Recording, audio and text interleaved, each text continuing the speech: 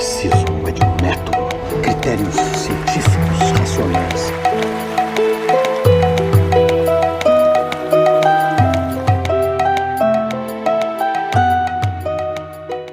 Muito boa noite, pessoal.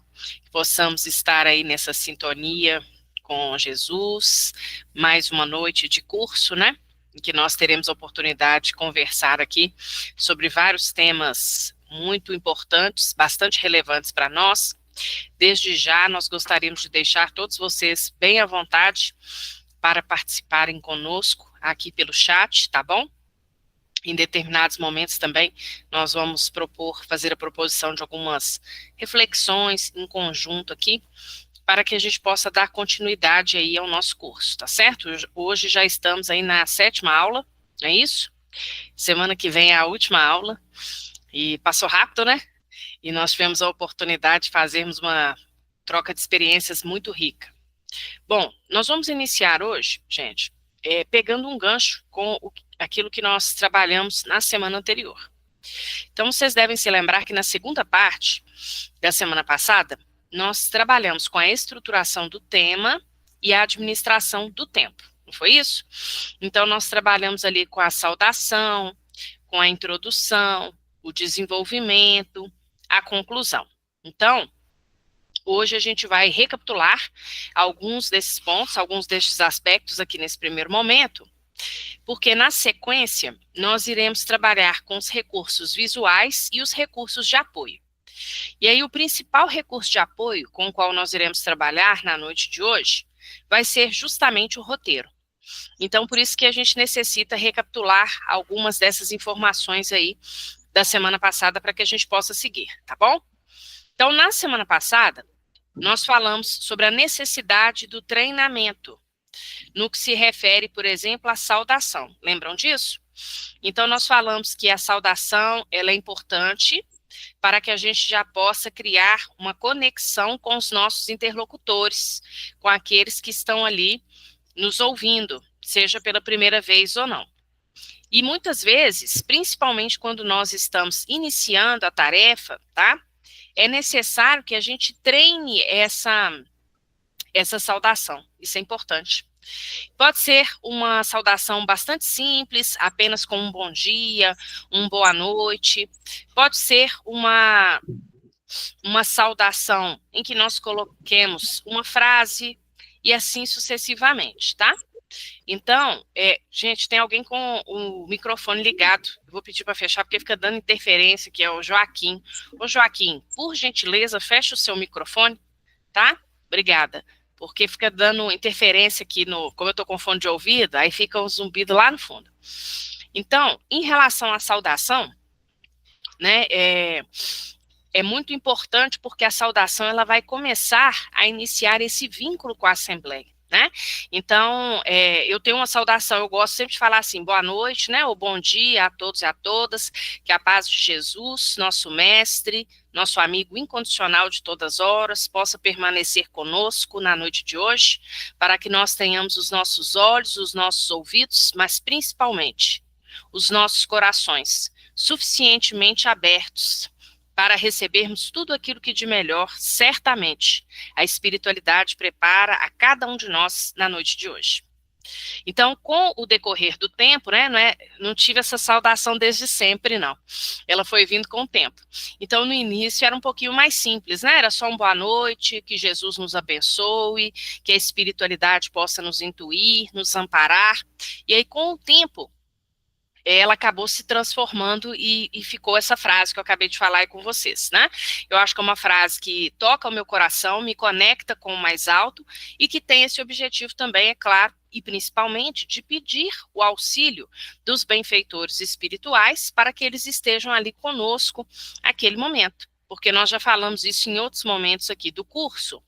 De forma alguma, nós subimos a tribuna espírita, seja ela virtual ou presencial, de modo algum nós subimos a tribuna espírita sem buscarmos essa conexão. Então, inclusive nos momentos que precedem a palestra, é recomendável que nós permaneçamos em prece.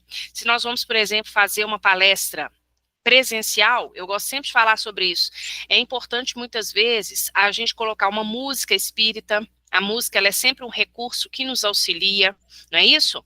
Estarmos ali no ambiente de prece, porque é claro que nós também fazermos a prece, né? Nós temos que ter esse compromisso de buscarmos essa sintonia com a espiritualidade. Mas muitas vezes, às vezes a trajetória da nossa casa para o centro espírita, por exemplo, pode ser longa, e nós fazemos uma prece mais rápida, uma prece mais breve, não é assim? Então, na sequência daquela prece, nós podemos colocar a música espírita para tocar ali no carro, para tocar no celular, e ela vai nos auxiliando, né? Para que essa harmonização íntima a gente já mantenha. É aquilo que a gente falou nas outras aulas. Na verdade, é importante que nós busquemos essa sintonia desde os primeiros momentos do dia, certo? Mas se a nossa palestra é à noite, normalmente nós temos ali os nossos afazeres durante o dia, não é assim? Então, muitos de nós trabalhamos, muitos de nós saímos, às vezes, do serviço e vamos diretamente dar ali aquela palestra, e assim sucessivamente. Então, muitas vezes, com esse tumulto, com a turbulência das questões ali do nosso dia a dia, às vezes é um pouquinho mais complicado a gente manter o dia todo com aquela sintonia elevada. Então é interessante que ao longo do dia nós busquemos essa sintonia. Então a música espírita ela é um recurso que vai muito nos auxiliar nisso. Além da música espírita e da prece, nós falamos, se não me engano, nas semanas anteriores também, sobre livros de bolso. Lembram? Eu acho que foi esse mês que eu mostrei, se não me engano, que é ele que fica aqui nessa minha mesa aqui. Que é o do Lorival Lopes, que é o livro Ânimo, mas poderia ser qualquer outro livro de mensagens curtas e de mensagens edificantes que a gente carregue, por exemplo, na nossa bolsa, ou na nossa mochila, ou na nossa pasta de trabalho, ou no próprio carro, e que vai ser também um recurso, um subsídio a nos auxiliar ali, tá? Então, eu dei essa volta, mas para falar do quê? Para falar que a nossa saudação, ela seria, digamos assim, esse último recurso, que já é o primeiro da palestra que nós estamos iniciando ali, tá certo? Para que a gente possa criar essa conexão com a Assembleia, mas principalmente com os espíritos superiores. Daí nós procedemos à introdução do tema, falamos sobre isso aqui também, citamos vários exemplos nas semanas anteriores de como que nós podemos introduzir o tema, falamos sobre os casos, não é isso? Os casos de Chico Xavier, falamos sobre exemplos do Evangelho, falamos aqui sobre exemplos que nos são trazidos pelo Espírito Neio Lúcio, pelo Espírito Irmão X e outros da pleiade de espíritos superiores, digamos assim, que por meio da lavra mediúnica, em especial de Chico Xavier, mas não apenas dele, porque é claro que poderiam ser livros psicografados por Divaldo Franco, por outros, né? Livros, por exemplo, pelo espírito Manuel Filomeno de Miranda, que também traz muitas situações interessantes, mas é porque normalmente os exemplos que são trazidos pelo Neio Lúcio e os exemplos que são trazidos ou pelo Humberto de Campos ou pelo Irmão X, que é o mesmo espírito, como nós sabemos, não é isso? São exemplos mais curtos, tá? Então, se você tem um exemplo de Manuel Filomeno de Miranda, um exemplo de André Luiz, são exemplos muitas vezes mais substanciosos, que talvez possam ser melhor aproveitados durante o desenvolvimento e não necessariamente na introdução. Tá? Então, vamos supor que eu quero começar a minha palestra com outro livro que é muito rico também para iniciar a palestra. Quando a gente quer iniciar a luz do Evangelho, nós não falamos sobre esse espírito aqui na semana passada. São os livros pelo espírito Amélia Rodrigues, também da lavra de Divaldo Franco. Os livros pelo espírito Amélia Rodrigues são muito parecidos com a proposta do Humberto de Campos, ali no livro Boa Nova. A Amélia Rodrigues, na introdução de suas obras, ela nos fala que fez uma investigação no plano espiritual, digamos assim, nos registros do plano espiritual, e buscou ali muitas vezes muitas informações que não aparecem registradas no texto bíblico, porque o texto bíblico, o texto dos evangelhos, muitas vezes ele é mais sucinto, mas ela muitas vezes vai em uma dessas situações e nos traz ali detalhes que não estão ali contidos. Tá? Ou em certas passagens, ou que sequer são mencionados muitas vezes pelos evangelistas. Então, também são lições um pouco mais curtas, que podem nos ajudar quando nós temos essa preferência de fazermos a introdução da nossa palestra usando um desses exemplos, tá? Daí nós passamos para a questão do desenvolvimento, vimos que é claro que o desenvolvimento, ele traz o maior tempo ali da abordagem, seja qual for a duração da palestra, inclusive os exemplos que nós trouxemos, e hoje eu vou falar sobre o roteiro, Também vou trazer um exemplo dentro de uma palestra que tem aí em torno de 60 minutos, mas eu me lembro que aqui nós temos companheiros de outras regiões do país, de outras cidades, e que mencionaram exatamente isso, que há em muitos centros espíritas, as palestras são mais curtas, são em torno ali de 30 minutos. Mas seja como for, seja qual for o tamanho da palestra, o nosso desenvolvimento ele sempre vai ocupar a maior parte, não é assim? Então nós temos que ter ali os subsídios, o que nós chamamos de subsídios. Então nós temos que ter um planejamento, gente, desses subsídios, ou seja, quais são os pontos sobre os quais nós iremos explanar aquele dia.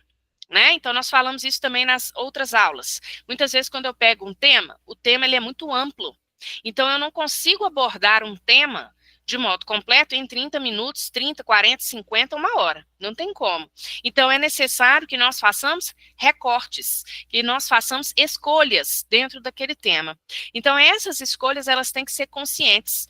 Ou tem que ser também escolhas que estejam ancoradas, não é isso? Com a proposta da casa, porque muitas casas espíritas trazem para nós a sinopse, ou seja, o que eles desejam com aquele tema.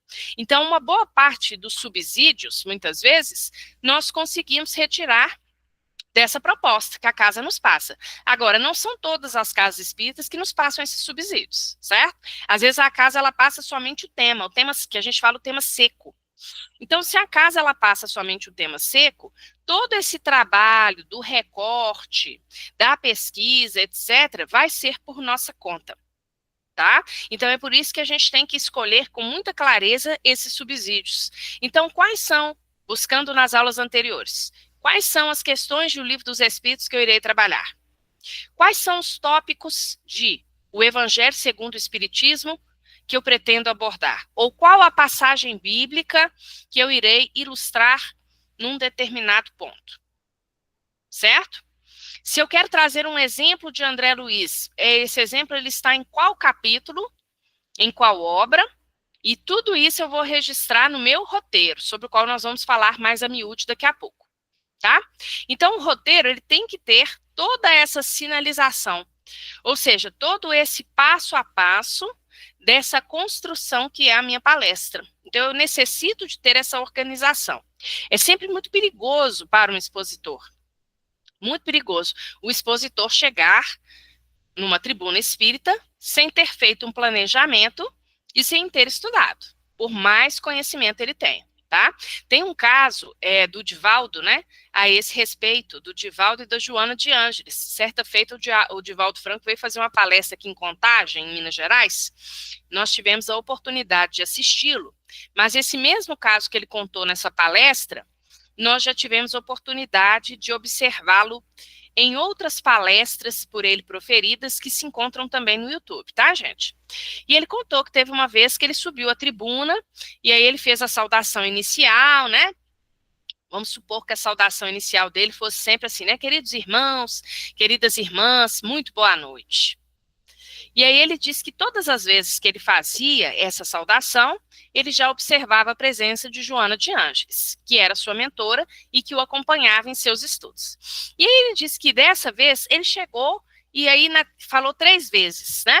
Queridos irmãos, queridas irmãs, muito boa noite. E nada da Joana de Ângeles aparecer. E aí ele contou que ele começou a suar frio, né? Pensando assim, mas o que ele ia falar? Porque ele estava muito acostumado ali com aquela, né? Como tinha uma mediunidade fabulosa, não é isso? Ele estava muito acostumado com aquilo. E aí ela não aparecia e ele começou a ficar nervoso ali naquela situação. Até que lá pela 3ª ou 4ª vez, quando ela percebeu ali a situação, ela, enfim, se acercou dele. E aí ele, mentalmente se comunicando com ela, né? Disse a ela, a senhora demorou, eu estava aqui te esperando. E aí ela falou assim para ele, Divaldo, não é a primeira vez que eu percebo que você vem fazer uma palestra sem estudar. Hoje eu vou te ajudar não por você, mas pelos nossos irmãos que vieram aqui para te ouvir e para ouvir a palavra do Evangelho. Mas na próxima vez você estará por sua conta. E aí ele contou que então, naquele momento, ele aprendeu a lição. Que ele tinha que estar sempre realizando, sempre fazendo aquela preparação. Imaginemos que estamos falando de uma figura muitíssimo conhecida por toda a contribuição que teve, não é isso? Tanto no campo social quanto na lavra mediúnica. E a Joana de Ângeles falou isso para ele: imaginemos a nossa condição, não é assim? Então, todos nós temos aí o nosso mentor, o nosso amigo espiritual. Ele sempre nos inspira, sempre está conosco, nos inspirando, nos intuindo a melhor abordagem. Nós falamos sobre isso na semana passada, quando eu citei o exemplo da lição do Hilário Silva, o mascarado, lembram? Que eu falei assim, não é, muitas vezes eu colocava essa lição no planejamento, mas vinha ali da intuição naquele momento em relação à Assembleia, se eu a utilizaria ou não a utilizaria, por julgar justamente que era uma lição um pouco complexa, digamos assim, que poderia, inclusive, plasmar na mente dos interlocutores certas imagens que, à luz da exposição espírita, são desaconselháveis. Então, muitas vezes eu colocava no planejamento, mas ali naquele momento, na intuição, na hora, retirava aquele exemplo, certo? Em outros momentos, não. Em outros momentos, eu já sentia que era adequado e utilizava o exemplo dentro de uma palestra que se propusesse a discutir o aspecto educacional. Então, os mentores espirituais, o nosso em particular, e os da casa, estão ali sempre conosco, a nos intuir, a nos amparar, mas nós temos que fazer a nossa parte, certo? Então, nós temos a saudação, a introdução, esse desenvolvimento que ocupa um maior espaço, e a conclusão, que é uma finalização do raciocínio, em que nós amarramos as ideias anteriormente apresentadas, podemos finalizar trazendo muitas vezes apenas, digamos assim, uma reflexão rápida, né? Podemos muitas vezes trazer um exemplo, como nós citamos na semana passada. O exemplo ele serve para iniciar, mas ele pode servir para finalizar também, e por aí vai. Tá? Nós vamos falar disso melhor hoje quando formos trabalhar o roteiro. Antes, deixa eu só dar uma olhadinha aqui no chat. Muitos companheiros dando boa noite. Aí a Daniele Ribeiro, às 19h20, colocou assim: peço ajuda para quando a palestra é sobre as mensagens de Emmanuel, pois ele cita um versículo e já vem comentando. Como fazer esse desenvolvimento? Me desculpe pela pergunta. De forma alguma, Daniele, o espaço é aberto para compartilhamento, tá? As perguntas são muito bem-vindas. Então, vamos lá. Aqui em Belo Horizonte, Daniele, depois você coloca para mim, que eu não me lembro mais, que tem gente de tantos lugares, não sei se você já colocou. Ah, você colocou Piumhi, Minas Gerais. Aqui em Belo Horizonte é muito comum também, né? Algumas casas que têm, inclusive, 2 horários. A gente falou disso aqui em outros momentos também. E essas casas que têm 2 horários, em algumas delas, não em todas, mas em algumas delas, no primeiro horário, é exatamente isso, é o estudo das lições de Emmanuel. E aí, normalmente, inclusive, o tempo é mais curto. O tempo é em torno de 25 a, no máximo, 30 minutos, tá? Então, o que acontece? No caso de Emmanuel, nós temos que ter muita atenção, principalmente a esse versículo, que ele utiliza como epígrafe. Isso se chama uma epígrafe, tá? Nas mensagens do Emmanuel. É igual quando a gente vai fazer um trabalho acadêmico, a gente escolhe uma frase de efeito para começar o trabalho acadêmico, nas primeiras páginas, né? Tem ali o título, aí você vai andando ali naquelas primeiras páginas do trabalho acadêmico, de repente aparece uma frase solta numa página, né? Uma frase de um filósofo, de um autor qualquer, de um romancista, isso se chama epígrafe. Então, essas epígrafes que o Emmanuel utiliza, elas são exatamente isso, ou são, né, do próprio Jesus, mas também das cartas, né, o Emmanuel gosta muito das cartas de Paulo, às vezes também tem epígrafes do livro Atos dos Apóstolos, do Apocalipse, e por aí vai. Então, nós temos que ter muita atenção a essa epígrafe, porque ela é o fio condutor de toda a lição que o Emmanuel vai trazer. E muitas vezes ele levanta um aspecto nessas lições que é um aspecto, digamos assim, inesperado dentro daquilo que a gente poderia prever. Ele fala sobre isso no primeiro livro da coleção Fonte Viva. O primeiro livro da coleção Fonte Viva é o Caminho, Verdade e Vida. Depois vocês tenham atenção ali à apresentação do Emmanuel a esta coleção no livro Caminho, Verdade e Vida. Tá? Ele fala sobre isso, que assim como os judeus diziam que a Torá tem 70 faces, né? O Evangelho também tem 70 faces. Então, é por isso que muitas vezes ele pega um aspecto ali do versículo que nem sempre é o aspecto mais evidente. Ele pega, às vezes, um aspecto que poderia até passar despercebido. Ele traz uma outra leitura, mas sempre leituras muito importantes e ancoradas naquilo que o Evangelho traz para a gente e naquilo que a doutrina também nos coloca. Então, nessas situações, Daniele e colegas, nós temos que nos ater a leitura que ele vai fazer, não é isso? Então, esse é o meu subsídio central. A gente ir destrinchando aquilo que o Emmanuel vai trazer. E o Emmanuel, ele tem uma vez nós tivemos a oportunidade de dar um curso sobre as lições do Emmanuel. O Emmanuel, ele tem uma sequência muito clara na maioria das lições dele, não é sempre. Mas na maioria dos livros, principalmente dos livros da coleção Fonte Viva, o Emmanuel, ele tem, digamos assim, uma pedagogia própria. Podem observar isso. Muitas vezes ele não começa diretamente falando sobre o versículo que ele usou em epígrafe.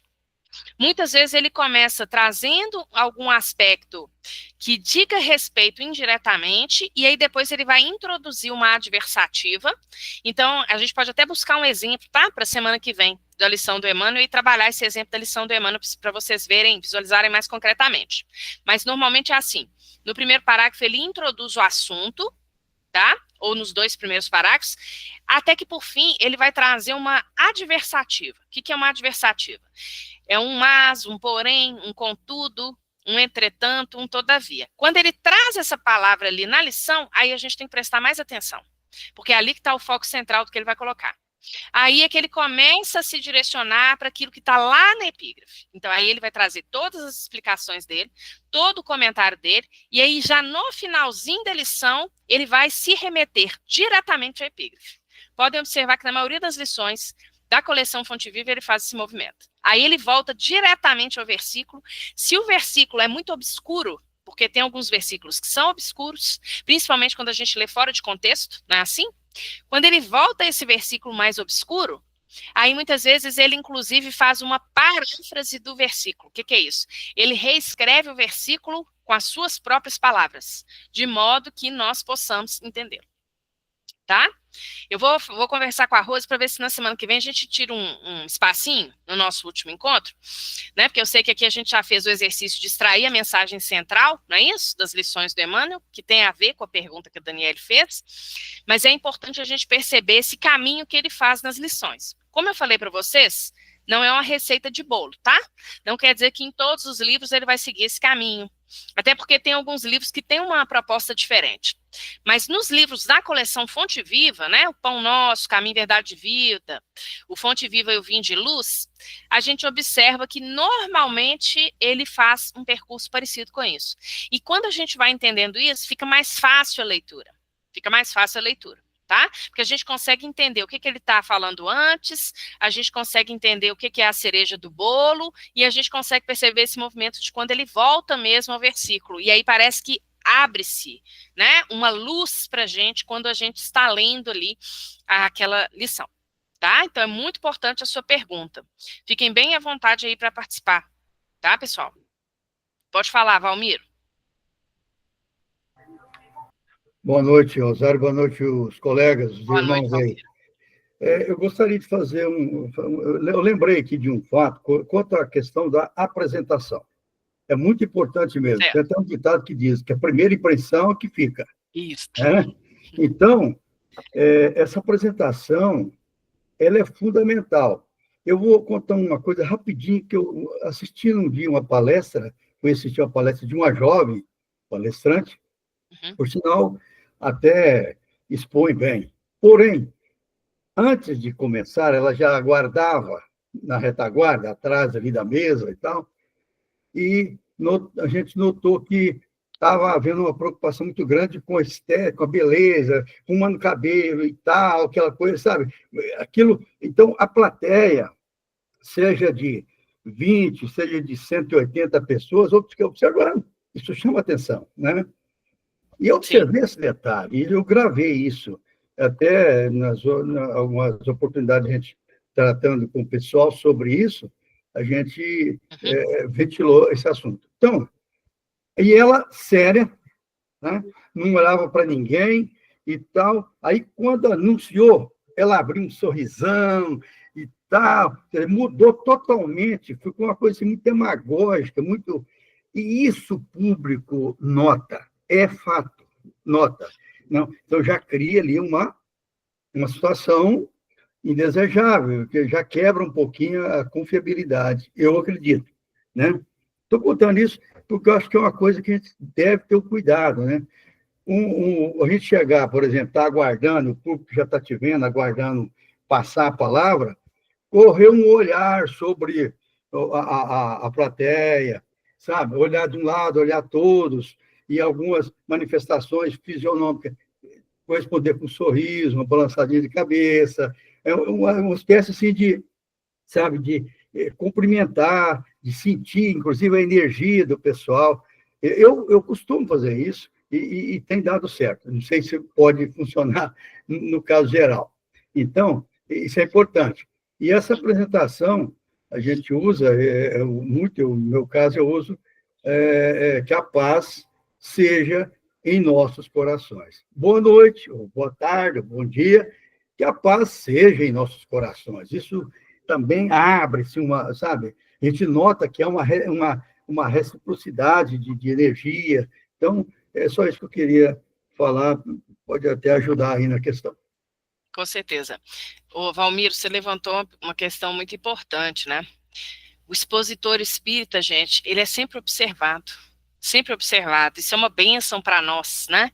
Então, a gente não pode fazer coisa errada, não. Porque sempre tem alguém nos observando. O exemplo que o Valmiro colocou é um exemplo de uma pessoa que chegou à casa, né? E aí ela, digamos assim, né, na observação dele, se portou de uma determinada forma antes da exposição iniciar e de uma outra forma depois da exposição iniciar. Agora, imaginemos isso no dia a dia, né? Às vezes é muito comum, né, Valmiro, principalmente hoje com as tecnologias digitais, a nossa cara está no YouTube, né? As palestras circulam.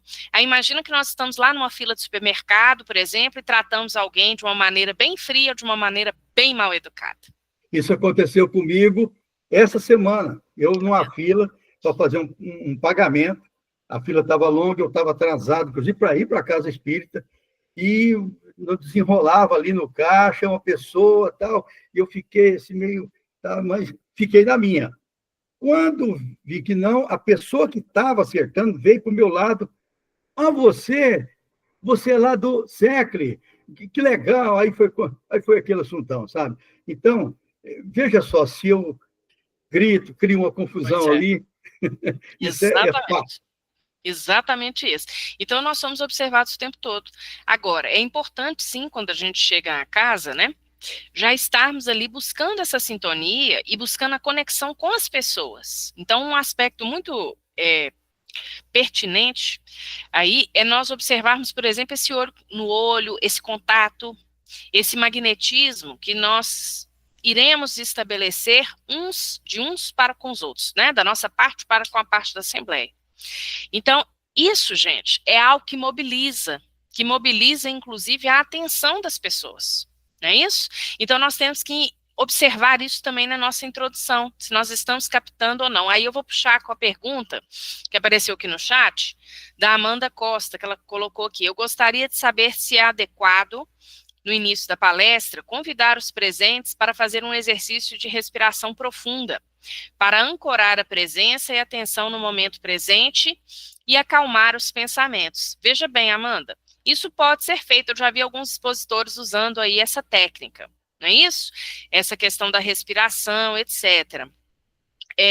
Assim, só que é uma questão muito particular, né, muito individual, então aí são duas coisas, vai do estilo de um expositor para o outro expositor, né? Porque, na verdade, a questão da técnica de respiração, o exercício de respiração, ele não pertence à doutrina espírita, não é isso? Ele não pertence. Então, nós temos que estar ligados nisso, né? Então, existem aí outros encaminhamentos, até mesmo holísticos, terapias holísticas, etc., que usam muito essa questão da respiração, às vezes até outras áreas do conhecimento. Então, a gente tem, por exemplo, a questão, né, quem faz Pilates sabe, tem toda uma questão aí da respiração. Então, em outros campos do conhecimento, que são todos muito bem-vindos e respeitáveis, né, essa técnica, ela é uma técnica muito utilizada.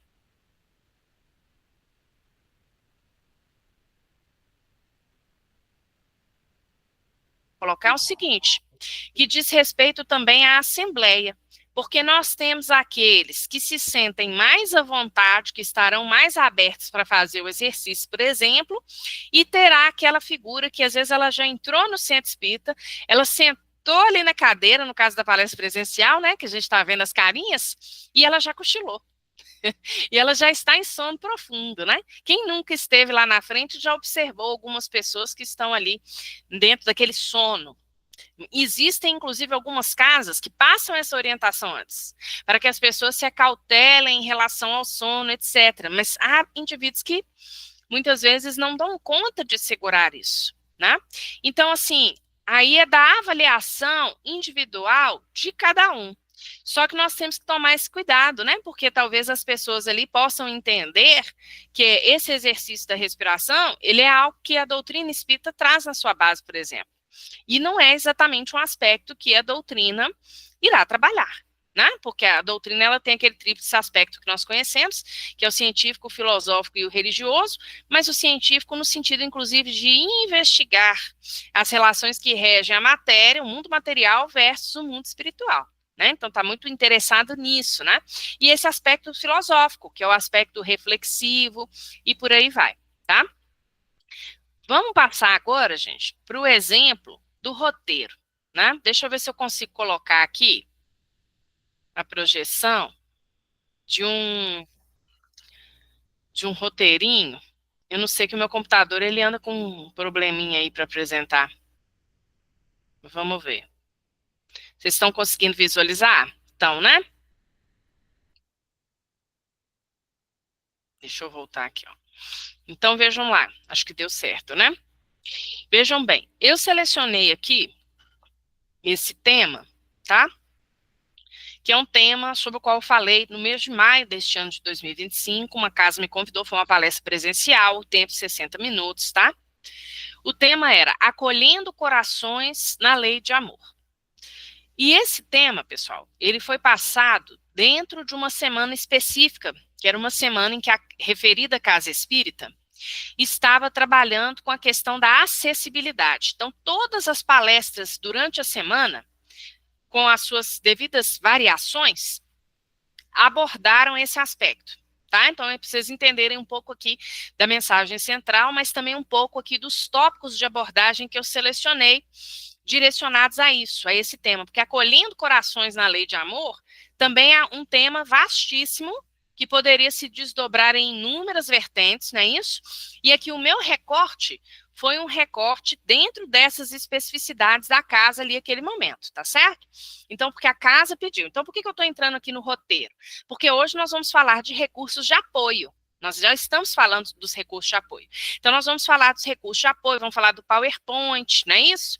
E aí nós vamos voltar ao livro da Rose aqui, que ela traz essa parte do PowerPoint, por exemplo, muito bem, né? Então, tem a questão dos recursos visuais, mas qual que é o maior recurso de apoio, ou o melhor recurso de apoio que nós podemos usar? É, sem dúvida nenhuma, o roteiro. Tá? Então, aqui eu fiz um roteiro sintético. Confesso para vocês que é uma proposta de roteiro sintético. Porque, normalmente, nos meus estudos, como eu sou uma pessoa muito de escrever, os meus roteiros, eles não são só um roteiro. Eles são o roteiro completo, digamos assim. Então, se eu vou abordar uma questão de O Livro dos Espíritos, eu copio a questão ali, percebem? Se eu vou falar de tal coisa, eu saio escrevendo com minhas palavras o que eu vou falar. E aí, muitas vezes, venho e destaco em negrito no meu roteiro os aspectos que estão sucintos aqui nesse que eu estou apresentando para vocês. Percebem? Mas cada um vai ter uma maneira de fazer um roteiro. Tá? Aqui é uma versão um pouco estendida de um roteiro que a Rose traz no livro dela também, que, para quem quiser observar, está na página 79. Na 79, ela traz um modelinho bem enxuto de roteiro. Esse aqui eu já trago com um pouco mais de informações, mas como eu acabei de falar, não é o que eu faço na maioria das vezes, porque o que eu faço, ele é bem longo. Para uma palestra aí de 60 minutos, ele vai ter em torno de 5 a 6 páginas, tá? Porque eu coloco ali todas as informações que eu pretendo abordar. E destaco ali, dentro da saudação, da introdução, do desenvolvimento e da conclusão, destaco, normalmente em negrito, os pontos para eu capturar a sequência, quando eu olhar para aquele roteiro, que pode ser que seja um roteiro que no dia eu estarei com papel na mão, pode ser que eu leve, um recurso que eu faço muito, né? Eu tenho uma pasta aqui de quando eu comecei a falar, que era só papel, né? A gente levava papel, imprimia e levava papel. Depois veio a questão do Kindle, né? Então, normalmente eu levo a minha palestra no Kindle, ou às vezes, até mesmo no próprio celular, no bloco de notas do celular, tá? Eu deixo, obviamente, a internet e o Vibracol do celular desligados no momento da palestra, mas no bloco de notas a palestra está toda lá. E é claro que a gente pode levar também, como eu acabei de falar, o papel, né? Aí cada um vai se sentir mais à vontade aí, vai observar qual a maneira como se sente mais à vontade para levar esse roteiro. Então, o tema era esse, acolhendo corações na lei de amor, em uma semana especial da casa que visava trabalhar o aspecto da acessibilidade, tá? E não nos foi dito em que sentido trabalhar essa acessibilidade. Era apenas no contexto da semana, certo? Havia algumas referências, tá? Mas eram referências mais gerais em relação à lei de amor, tá? Então, algumas mensagens do Emmanuel, falando sobre a questão da lei de amor, algumas questões do Livro dos Espíritos, que não é exatamente essa que eu escolhi aqui, e por aí vai, tá? Então, vejam, hipótese, tempo, 60 minutos, né, que foi uma hipótese verdadeira aqui nesse caso, né, porque foi uma palestra que eu fiz. A saudação eu coloquei aqui em torno de 1 minuto, saudação que eu já mencionei anteriormente, e aí eu vou introduzir. Essa introdução aqui, nesta introdução aqui, eu optei por usar uma questão de O Livro dos Espíritos, que é a questão de número 803. Para quem não se lembra, uma questão curta, tá? Ela tem um comentário do Kardec, eu nem vou ler o comentário do Kardec. Vou ler apenas a pergunta que ele faz à Pleiade de espíritos superiores e a resposta dada por esses espíritos, para que a gente possa entender. Então, essa questão, gente, ela está no capítulo 9, na terceira parte de O Livro dos Espíritos, que é o capítulo da Lei de Igualdade, certo? E o primeiro tópico neste capítulo é um tópico, é um item que se chama, que só tem essa pergunta, 803, que se chama igualdade natural, correto? E na questão 803 nos é colocado o seguinte: perante Deus, são iguais todos os homens? E os espíritos respondem: sim, todos tendem para o mesmo fim. E Deus fez sua lei para todos. Veja bem, todos tendem para o mesmo fim. Aqui é aquele mesmo fim que aparece no Evangelho de Jesus. Porque quem perseverar até o fim será salvo. Ou seja, porque quem perseverar até a finalidade será salvo. Aqui é a mesma coisa. Todos tendem para o mesmo fim. Todos tendem para a mesma finalidade. Qual é a nossa finalidade?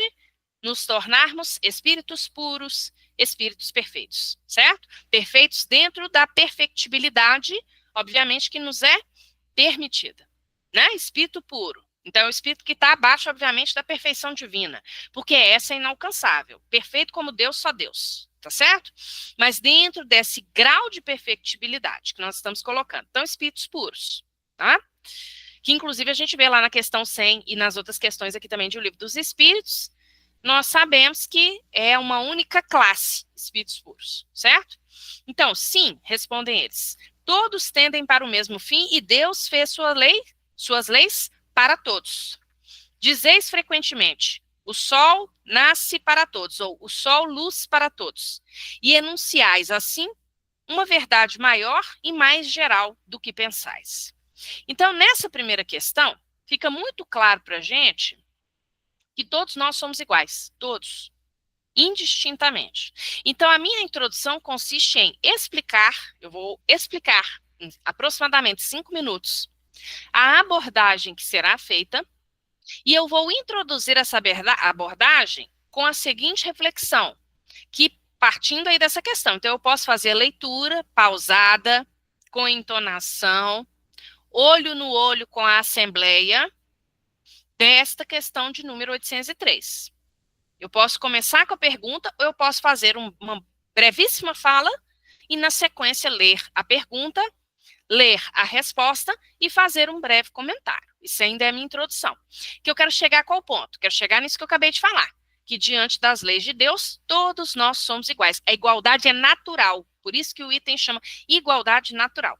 Até porque na questão de número 115 de O Livro dos Espíritos, nos é colocado: todos nós partimos do mesmo ponto. Fomos criados simples e ignorantes. Ignorante é o sentido amplo, de ignorar. Ignorar. Simples e ignorantes. Mas o Livro dos Espíritos nos mostra isso. Pelo amadurecimento do senso moral, nós vamos evoluindo, progredindo, e o nosso senso de moralidade, obviamente, vai avançando. o nosso entendimento também vai avançando. Mas nós somos todos iguais perante Deus. Todos. Não é isso? Na sequência aqui do capítulo, vai nos ser falado sobre a desigualdade das aptidões, que é uma outra história. Só que a desigualdade das aptidões, nesse primeiro momento da introdução aqui, ela não nos interessa. Percebem? O que interessa aqui é a gente já começar com essa reflexão de que diante de Deus e das suas leis, que são magnânimas, que são perfeitas como o próprio Deus, que são imutáveis, que não têm necessidade de serem reformadas ou de serem transformadas, todos nós somos iguais. Certo? Então, o que já nos leva indiretamente a pensar que nós somos irmãos uns dos outros e nós não devemos fazer distinção de pessoas. E aí eu vou chegando à minha mensagem central. O que é a mensagem central que eu quero passar?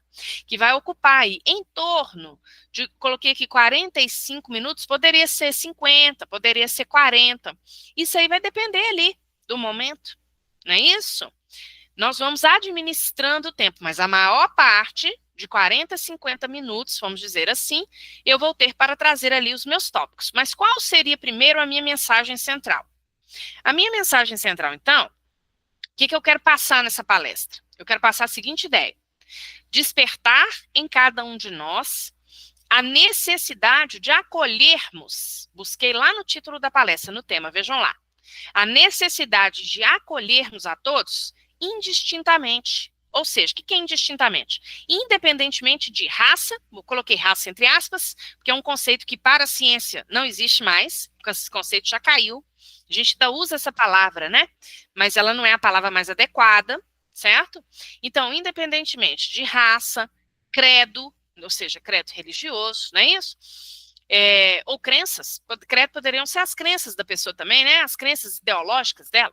Condição física e ou psíquica, religião, orientação sexual, identidade de gênero, condição social, etc. Então, independentemente disso, nós temos que acolher uns aos outros, tá? Mesmo que eu não concorde, mesmo que eu ache que não é isso, não importa. Porque o evangelho, ele é um só. E o evangelho nos coloca, seja se eu falar sim, sim, não, não. Não tem meio termo para o evangelho. Ou a gente segue o evangelho ou a gente não segue. Porque, na verdade, assim, né? A gente que fica aí titubeando na corda bamba, porque é isso. A gente sabe o que a mensagem traz, mas muitas vezes a gente tem ali os nossos ranços, os nossos preconceitos, as nossas indiferenças, mas não é o que o evangelho está nos colocando. Então, aqui, como expositores espíritas, nós temos que ser fiéis aí ao evangelho, certo? E quais seriam ali os tópicos de abordagem? Aí eu busquei, né, duas passagens do evangelho para trabalhar. A primeira delas está em Marcos, no capítulo 9, é uma passagem longa, então aqui eu já tenho que pensar, é uma passagem que ia me tomar mais tempo, tá? Uma é bem curtinha e uma é bem longa. Então vejam que eu escolhi duas passagens que se equilibram em termos de tamanho. Então eu resolvi fazer a minha abordagem centrada no Evangelho de Jesus.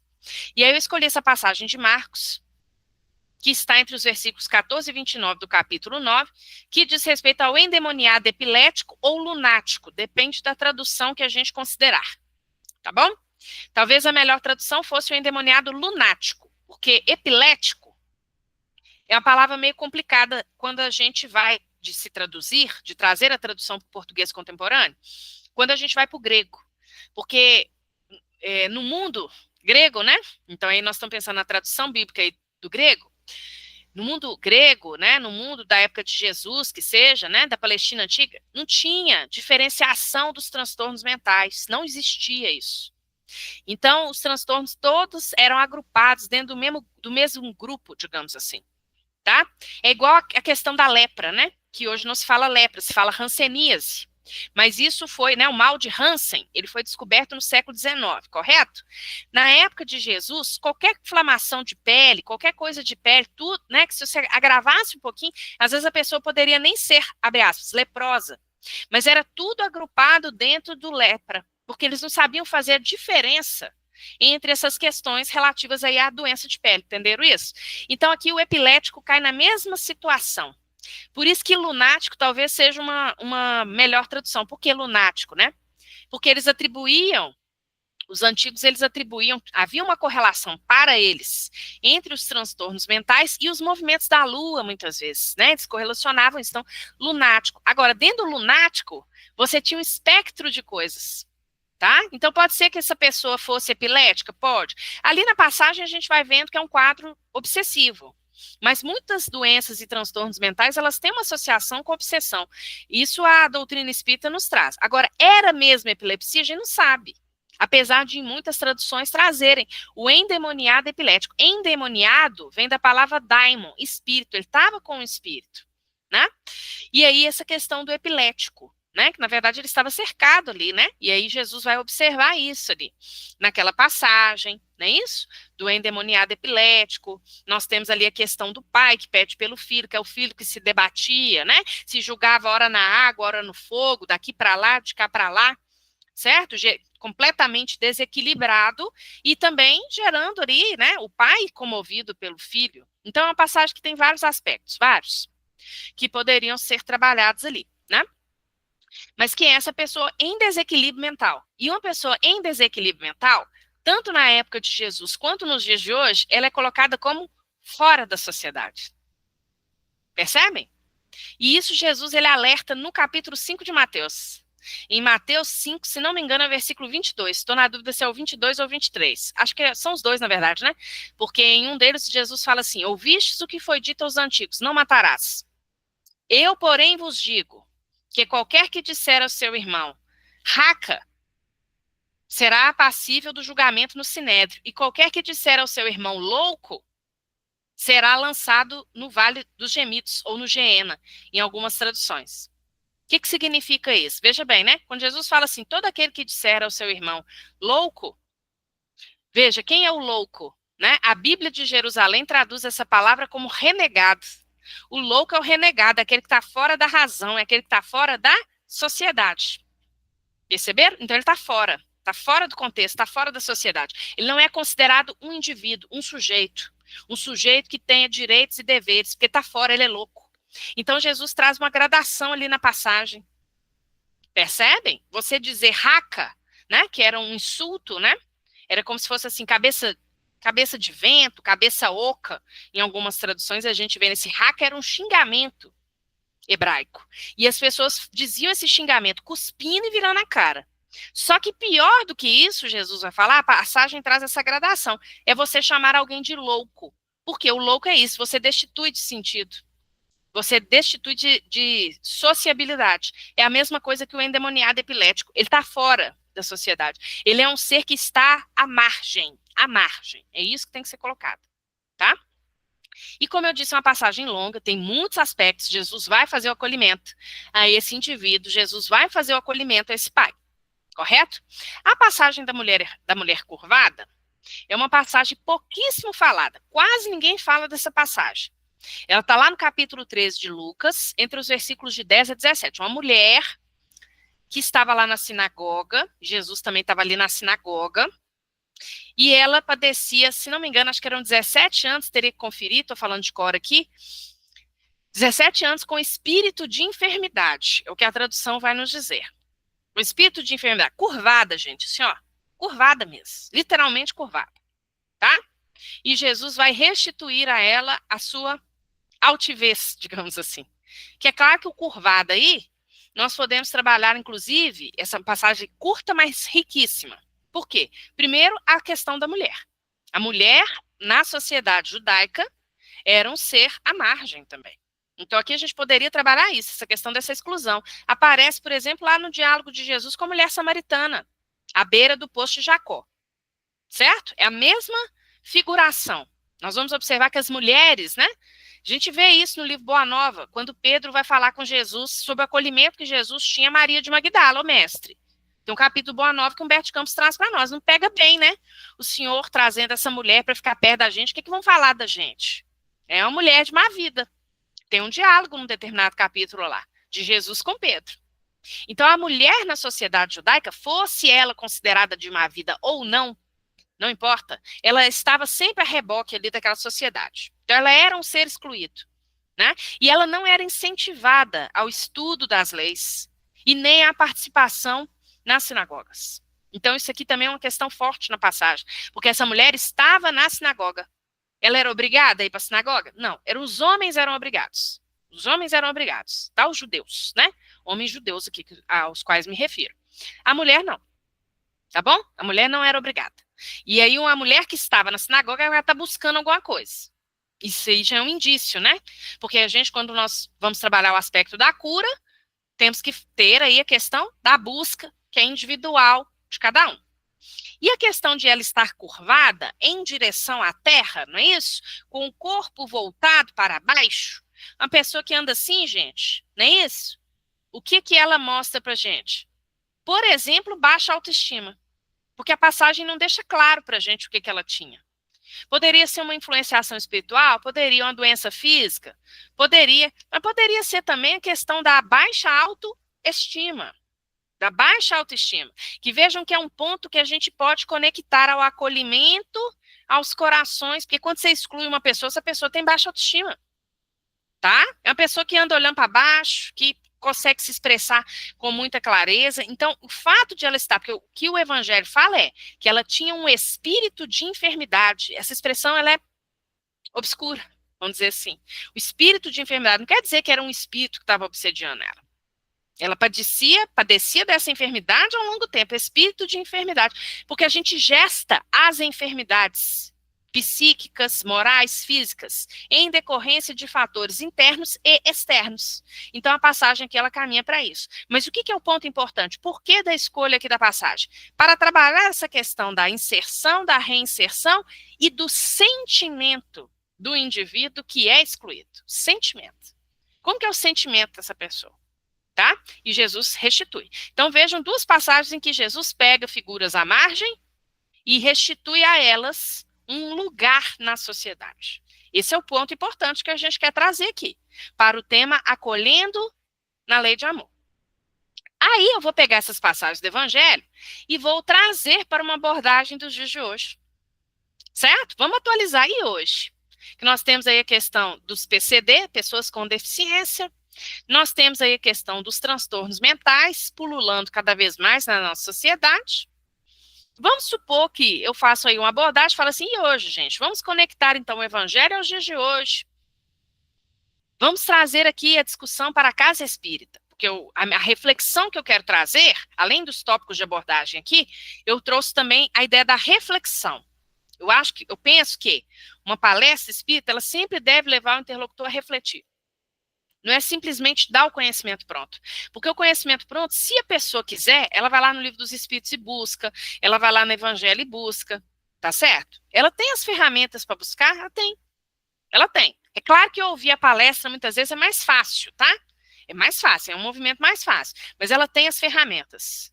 Mas nem sempre na leitura ela vai refletir. Aí é que tá. E aí eu acho que isso é um ganho da palestra. A palestra pode acentuar a reflexão que está na leitura, mas que nem sempre, percebe? Eu não sei se alguém levantou a mão, ou se foi comentário no chat. Fui eu. Mais uma pitadinha. Pode?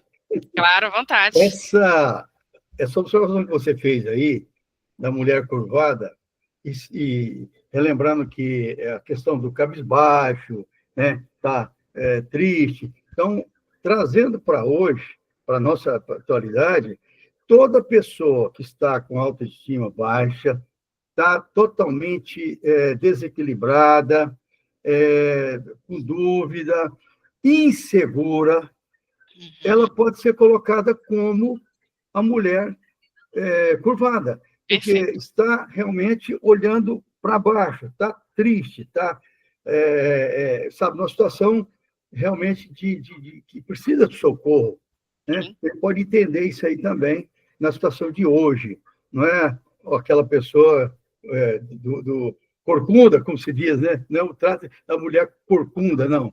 É a situação da criatura no estado de espírito, de alma, de sentimento baixo e a insegurança. A insegurança, acho que cabe legal aí nessa situação. Toda pessoa insegura, ela está numa situação difícil, né? Então, acho que cabe bem essa colocação aí no comparativo do que Jesus deixou o ensinamento contra a mulher curvada.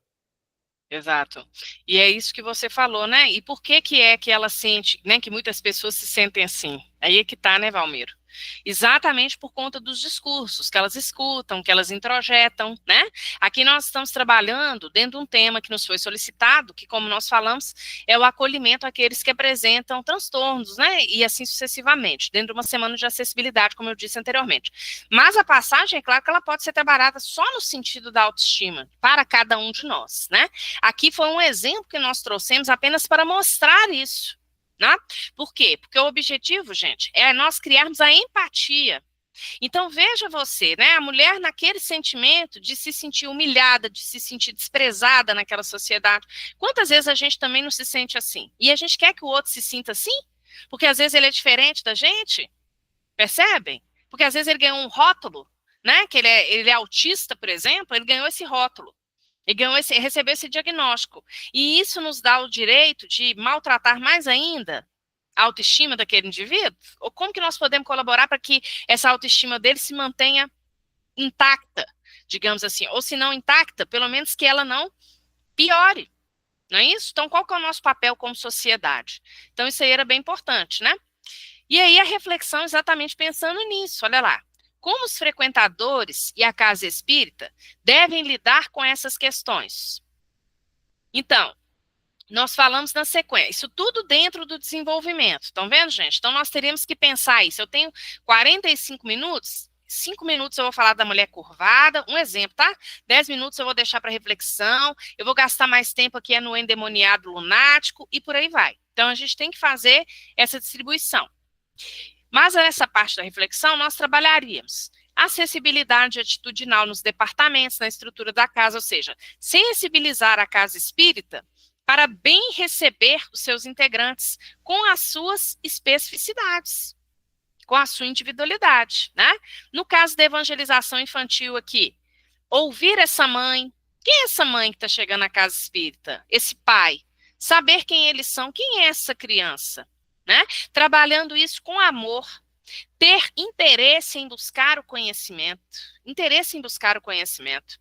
Então, a casa oferecendo ao mesmo tempo, digamos assim, treinamentos, seminários, rodas de conversa com seus tarefeiros para trabalhar essas questões conjuntamente, para que todos busquem o conhecimento, buscando nas obras da doutrina espírita aquilo que deve ser trabalhado, né?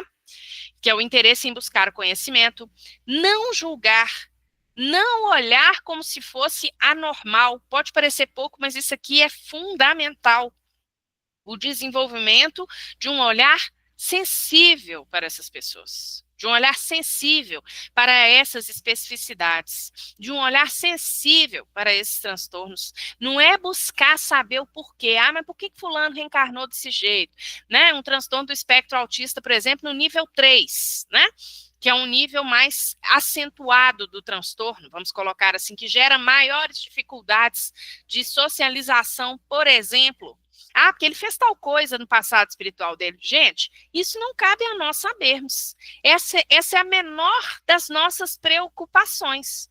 Porque se esse indivíduo fez, nós também fizemos. Ocupamos momentaneamente, talvez, posições que sejam distintas, mas a gente nem sabe se na verdade é exatamente isso. Então é sempre muito complicado, nós vamos falar disso mais à frente aqui também nos temas delicados, que é um assunto que nós vamos abordar hoje ainda. Nós temos que ter muito cuidado com frases simplistas, né? Quem pega tudo e fala assim, ah lá, essa mãe, esse pai teve responsabilidade para receber uma criança como essa. Você sabe se foi assim mesmo? Não necessariamente. Não necessariamente. Às vezes são pais que estão ali em uma missão verdadeira, né? São missionários, verdadeiramente missionários. Estão no adiantamento do seu processo evolutivo. Nós vamos ver que tem isso lá no livro Memórias de um Suicida. Nós vamos ver a situação, a espiritualidade buscando paz para alguns irmãos que estavam aguardando uma nova reencarnação no plano espiritual. E aí a espiritualidade vai buscar os pais. E aí em desdobramento no momento do sono do corpo físico.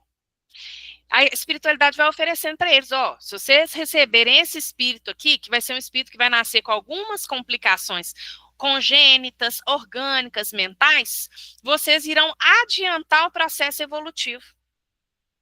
Eu não estou me lembrando exatamente do número, mas eu acho que são 5 casais que são chamados para entrevista, coisa assim, e somente 2, se não me engano, aceitam receber esses espíritos, porque eles iriam ter um adiantamento no processo evolutivo, não era por débito desses pais, porque eles iam adiantar o processo, e eles aceitam com amor para receberem aqueles espíritos em extrema dificuldade, percebe? Então, às vezes a gente olha, a gente julga, a gente não sabe, cada situação é uma situação. Então, não julgueis de Jesus, ele é precioso para a gente aqui, desenvolvendo essa empatia e termos, é claro, o desejo sincero de incluí-los. E aí, nos últimos 5 minutos, nós deixaríamos para uma conclusão. Vejam lá, Jesus, em torno disso aqui, não quer dizer que a conclusão é essa frase, é uma conclusão em torno desta ideia, de que, arrematando o que falamos anteriormente, Jesus acolheu a todos indistintamente. Então, que sigamos o seu exemplo e que sejamos capazes de fazer o mesmo. Certo? Pessoal, alguma dúvida, alguma questão em relação a esse tópico que nós abordamos aqui agora, que foi essa questão do roteiro como recurso? O José Gomes colocou aqui no chat. Não importa a história das pessoas, mas sim os sentimentos. Exatamente, José. E nós sempre temos que ter, hoje nós vamos falar muito disso aqui, que nós vamos falar dos temas polêmicos. A gente tem muita atenção aos sentimentos das pessoas e ao objetivo da exposição. O objetivo, no caso da palestra pública, nós já falamos sobre isso aqui também, é mais do que levar esclarecimento, o objetivo é acolhimento, é o acolhimento, tá?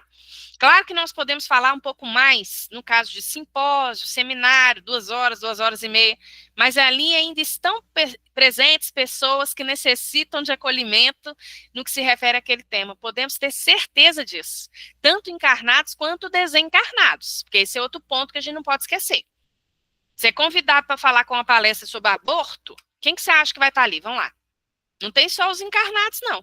Tem os nossos irmãos que foram abortados, que estão trabalhando o campo do perdão. Tem aquelas mãezinhas arrependidas que estão preparando uma nova encarnação e que abortaram. Como é que nós vamos falar o coração desses irmãos? Vamos lá. Se a gente chega ali com afirmações muito duras, não é isso? Com afirmações que firam, nós não estamos cumprindo o objetivo da exposição espírita. Porque não estamos atentos a isso aí que o José colocou no chat. Ó. Os sentimentos vivenciados por essas pessoas. Então, a gente tem que ter muita delicadeza, muito cuidado, muito tato, realmente contar ali muito com a espiritualidade. Mas a gente vai chegar aos temas polêmicos daqui a pouquinho, tá certo? Vamos antes finalizar essa primeira parte, digamos assim, em que nós falamos aí sobre a questão do roteiro, não é isso? Falando sobre os demais recursos visuais e de apoio que nós possamos utilizar. Nós temos alguns recursos visuais. O mais conhecido, como nós sabemos, é o PowerPoint. Não é isso? O famoso PowerPoint. Aí a gente tem que ter alguns cuidados com o PowerPoint. Né? Bom, nós temos o PowerPoint, nós temos também a opção de usar ali, colocar um trecho de um vídeo, nós temos a opção de colocar uma música, uma canção. Então, podemos usar esses recursos? Podemos. De preferência, apenas um deles, e observando a conveniência deles. Porque, às vezes, nós os utilizamos como uma muleta, né? Mas, às vezes, a gente não precisa da muleta para andar, não. Então, nós temos que pensar nisso, certo? Eu, particularmente, sou uma pessoa que tem grande restrição ao PowerPoint. Não acho que necessariamente o PowerPoint é uma questão que chama atenção. Eu sou professora, não sei se eu já falei isso para vocês. E aí, sendo professora, isso é uma coisa que eu observo em sala de aula, então eu observo muito, né, o PowerPoint como um recurso que cada vez menos chama atenção, inclusive das novas gerações. Então, ele pode parecer um recurso muito amplo, um recurso muito bacana, mas a gente tem que pensar muito bem, estrategicamente, como iremos utilizar. Particularmente, eu penso que para palestras muito curtas é um recurso que não se aplica. Se você vai fazer um seminário de 2 horas e meia, pode ser. Aí pode ser. Até para te ajudar a estruturar o raciocínio, para que você não se perca no raciocínio. Porque é muito tempo, né? Então aí normalmente o estudo é mais amplo, o tema é maior, o tema tem vários enfoques.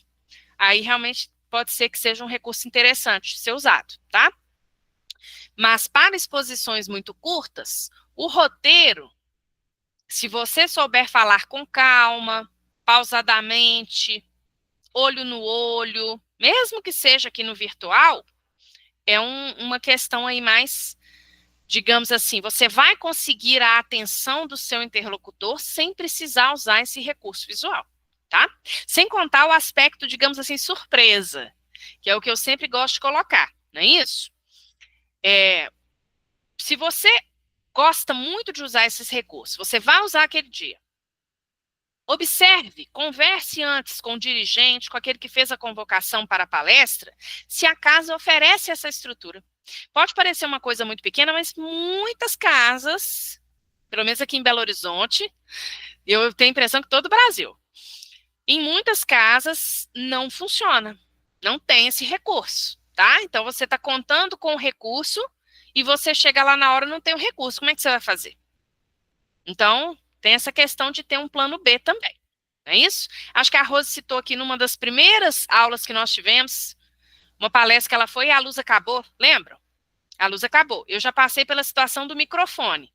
Era uma assembleia, uma casa bem grande mesmo, um auditório bastante grande, e simplesmente não acabou a energia, mas o microfone parou de funcionar. Assim, um bom tempo. Era uma palestra de 50 minutos, talvez uns 10 a 15 tenha ficado sem microfone ali. E aí eu tive que continuar falando, usando a minha voz. E já aconteceu também um domingo de manhã, uma outra casa aqui em Belo Horizonte, também uma casa grande, bem grande, auditório grande. E aí eles tinham roubado os, como se diz, cabos de energia da casa um dia antes.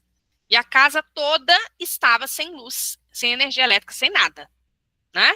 Então, aí a gente conversou no início, pedimos a colaboração da plateia para que fizessem assim, o máximo silêncio, porque como era muito grande, né, o auditório, para que colaborassem, fizessem o máximo silêncio, evitassem qualquer tipo de barulho e estivéssemos concentrados.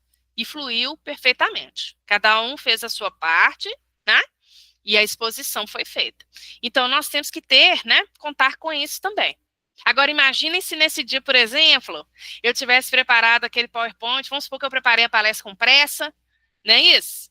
Falei assim, não, PowerPoint, vou lá olhando o tópico, vou lembrando, vou lá olhando o tópico, vou levar roteiro, não, para que eu vou levar roteiro?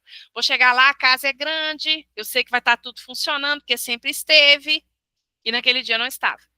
Então, se eu tivesse levado o PowerPoint, por exemplo, poderia ter sido um fator a me desestabilizar, dependendo de com qual propósito eu tivesse feito aquele PowerPoint. Porque se o PowerPoint às vezes é só ilustração, tá tranquilo, eu tenho meu roteiro aqui, vida que segue, né? Mas se eu joguei todas as minhas fichas no PowerPoint, cheguei lá e não tinha. Como é que eu vou fazer? Então, a gente tem que ter muito cuidado também com esses recursos visuais, né? Escolher bem como usar, quando usar. Muito cuidado aí com a questão do excesso. No livro, A Exposição Espírita, quando o coração fala, tem algumas questões importantes. A página 81, que eram os pontos que eu gostaria de pegar mais a miúde com vocês, tá? Primeiro, são os cuidados que nós devemos ter, aqui em específico, em relação ao PowerPoint mesmo, tá? E, na sequência, as dicas de como bem usar este recurso. Então, em relação aos cuidados, nós temos aí em primeiro plano, excesso de imagens ou imagens distorcidas. Na verdade, isso aqui, nós podemos tomar para tudo no PowerPoint. O PowerPoint, ele não pode ser excessivo. Ele não pode ser excessivo.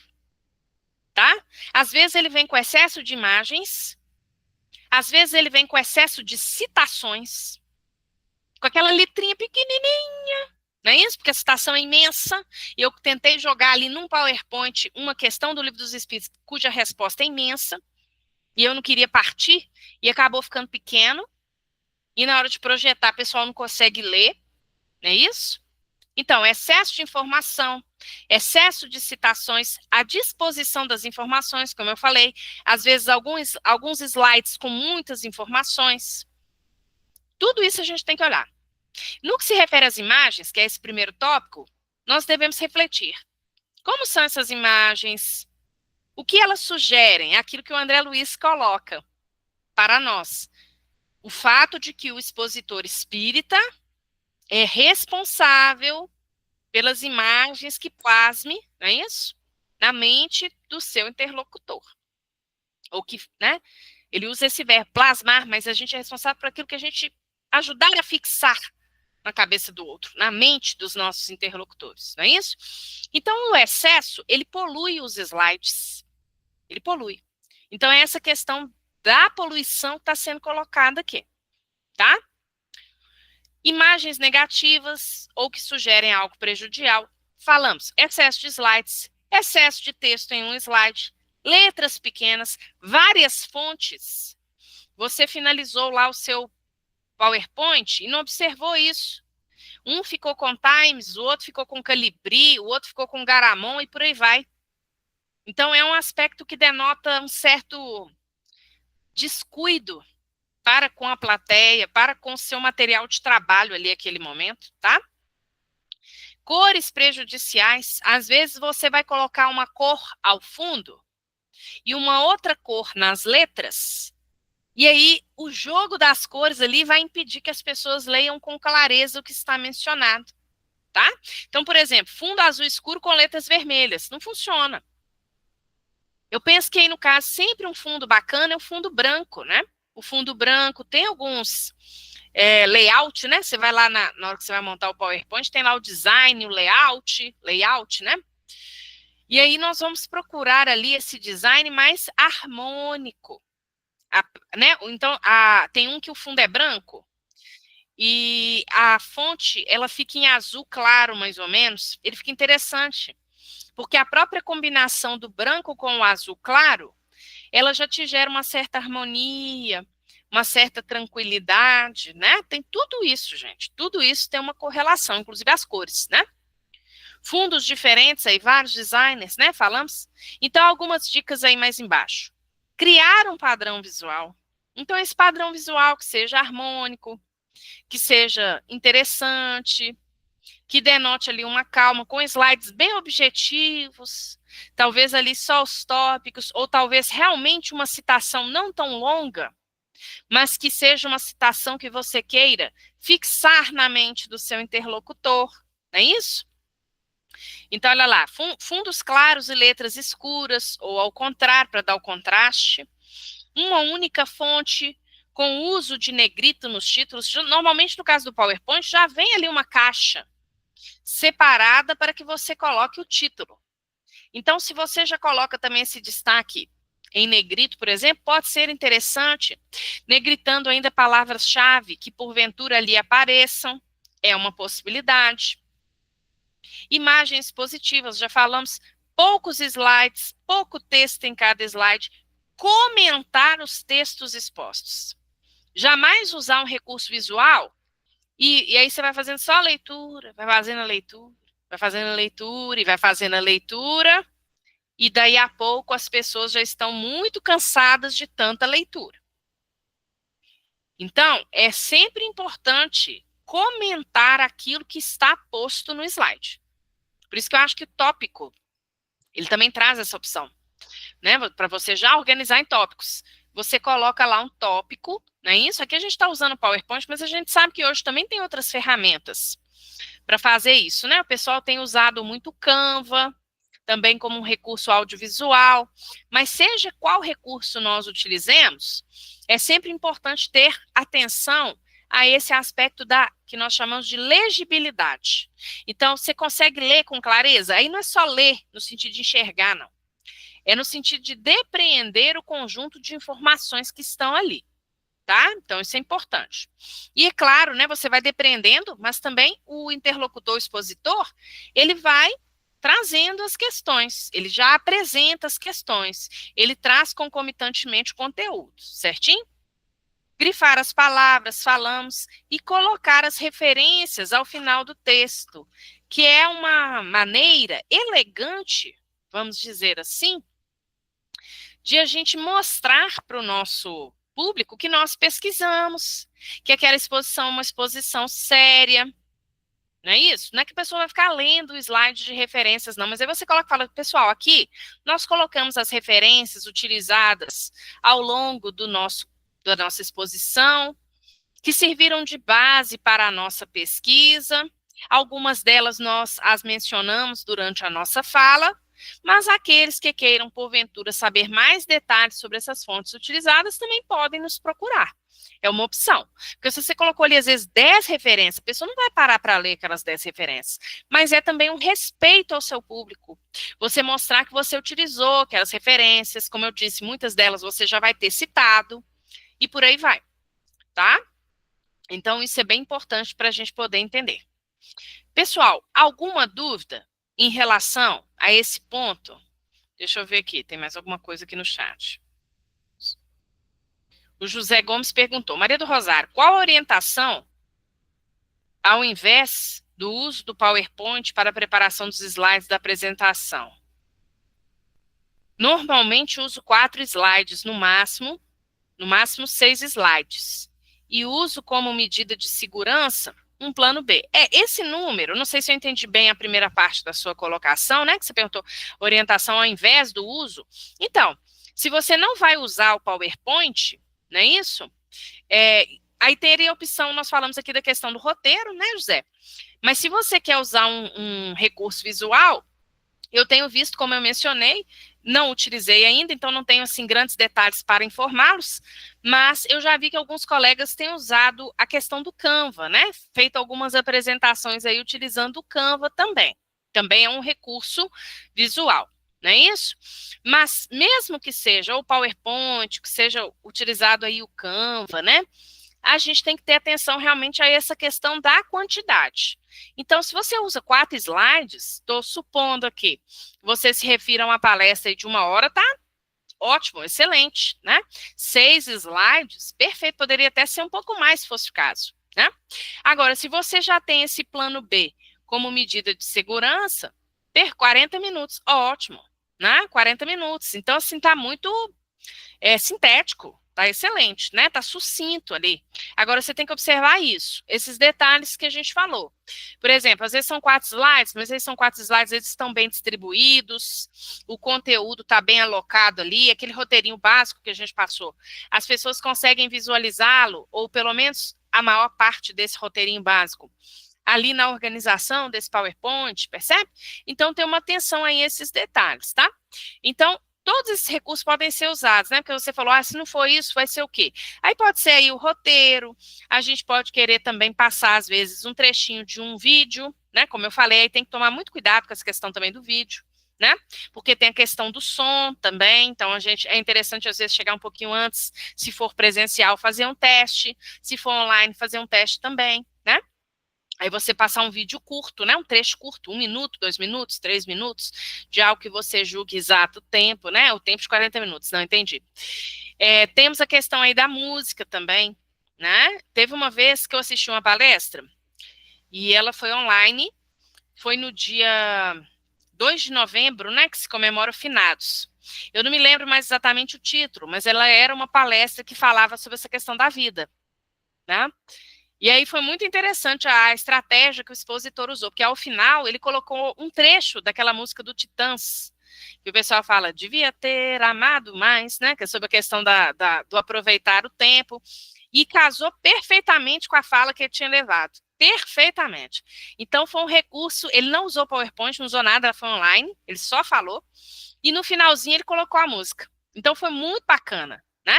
Vejam que nesse caso, assim, nem era uma música espírita, mas era uma música que tinha tudo a ver com o que ele tinha falado, dialogava diretamente com o tema, e assim, e elevou muito a vibração ali ao final, que é outro ponto também que eu gostaria de destacar aqui, né, que a gente não falou lá atrás, mas na conclusão é sempre importante a gente elevar a vibração, né, para que as pessoas saiam dali esperançosas, para que as pessoas saiam dali com o coração quentinho, né, de terem ouvido aquela palestra. Então esse movimento é sempre importante também, então é mais um recurso que pode ser usado, tá bom? E aí agora, gente, nós vamos chegar ao último bloco, não, penúltimo ainda, mas esse penúltimo ele é curtinho. O penúltimo bloco de hoje, que é quando nós vamos falar sobre a interação com o público, tá? A interação com o público, porque o último bloco são os temas desafiadores, certo? Então, nesse penúltimo bloco, interação com o público. Bom, primeiro nós temos que confirmar se essa interação é permitida ou não. Porque normalmente existem essas convenções nas casas espíritas. Em algumas é permitido a interação com o público, em outras essa interação não é permitida, certo? Eu não sei o que vocês acham, mas eu me lembro muito bem de quando eu comecei na exposição espírita e eu amava de paixão quando eu chegava numa casa e não tinha interação com o público.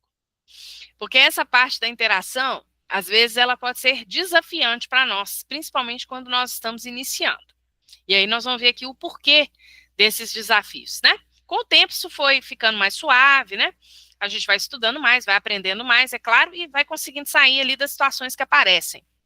Mas no início pode ser desafiante essa questão da interação com o público. Então, a primeira questão é confirmar se é permitido ou não. E aí nós temos 3 situações. A primeira delas é o excesso de participações. A segunda delas é o zero participação, ou seja, é permitida a participação, mas ninguém participa, certo? E a terceira é quando alguém nos faz uma pergunta que a gente não sabe responder. São as 3 situações desafiantes que normalmente aparecem nessa interação com o público, certo?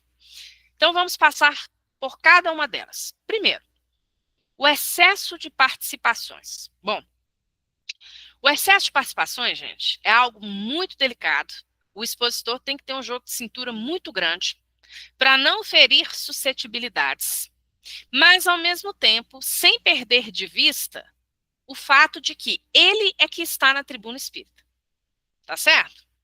Então, nós fomos convidados pela casa, pelo dirigente. Isso não é orgulho, não. Isso é a tarefa que nós estamos indo desempenhar.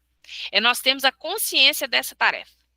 Então, nós preparamos um estudo, não preparamos sozinhos, preparamos com auxílio da espiritualidade, que esteve ali conosco o tempo todo. A casa organizou o ambiente, a espiritualidade da casa organizou o ambiente da casa, seja ele físico ou virtual, tá? Então, houve todo um cuidado ali, para que aquele tema, nós estamos sendo intuídos para levar o tema na abordagem que aquela assembleia precisa, que a espiritualidade espera de nós. Então, você tem uma programação, é isso que eu quero dizer.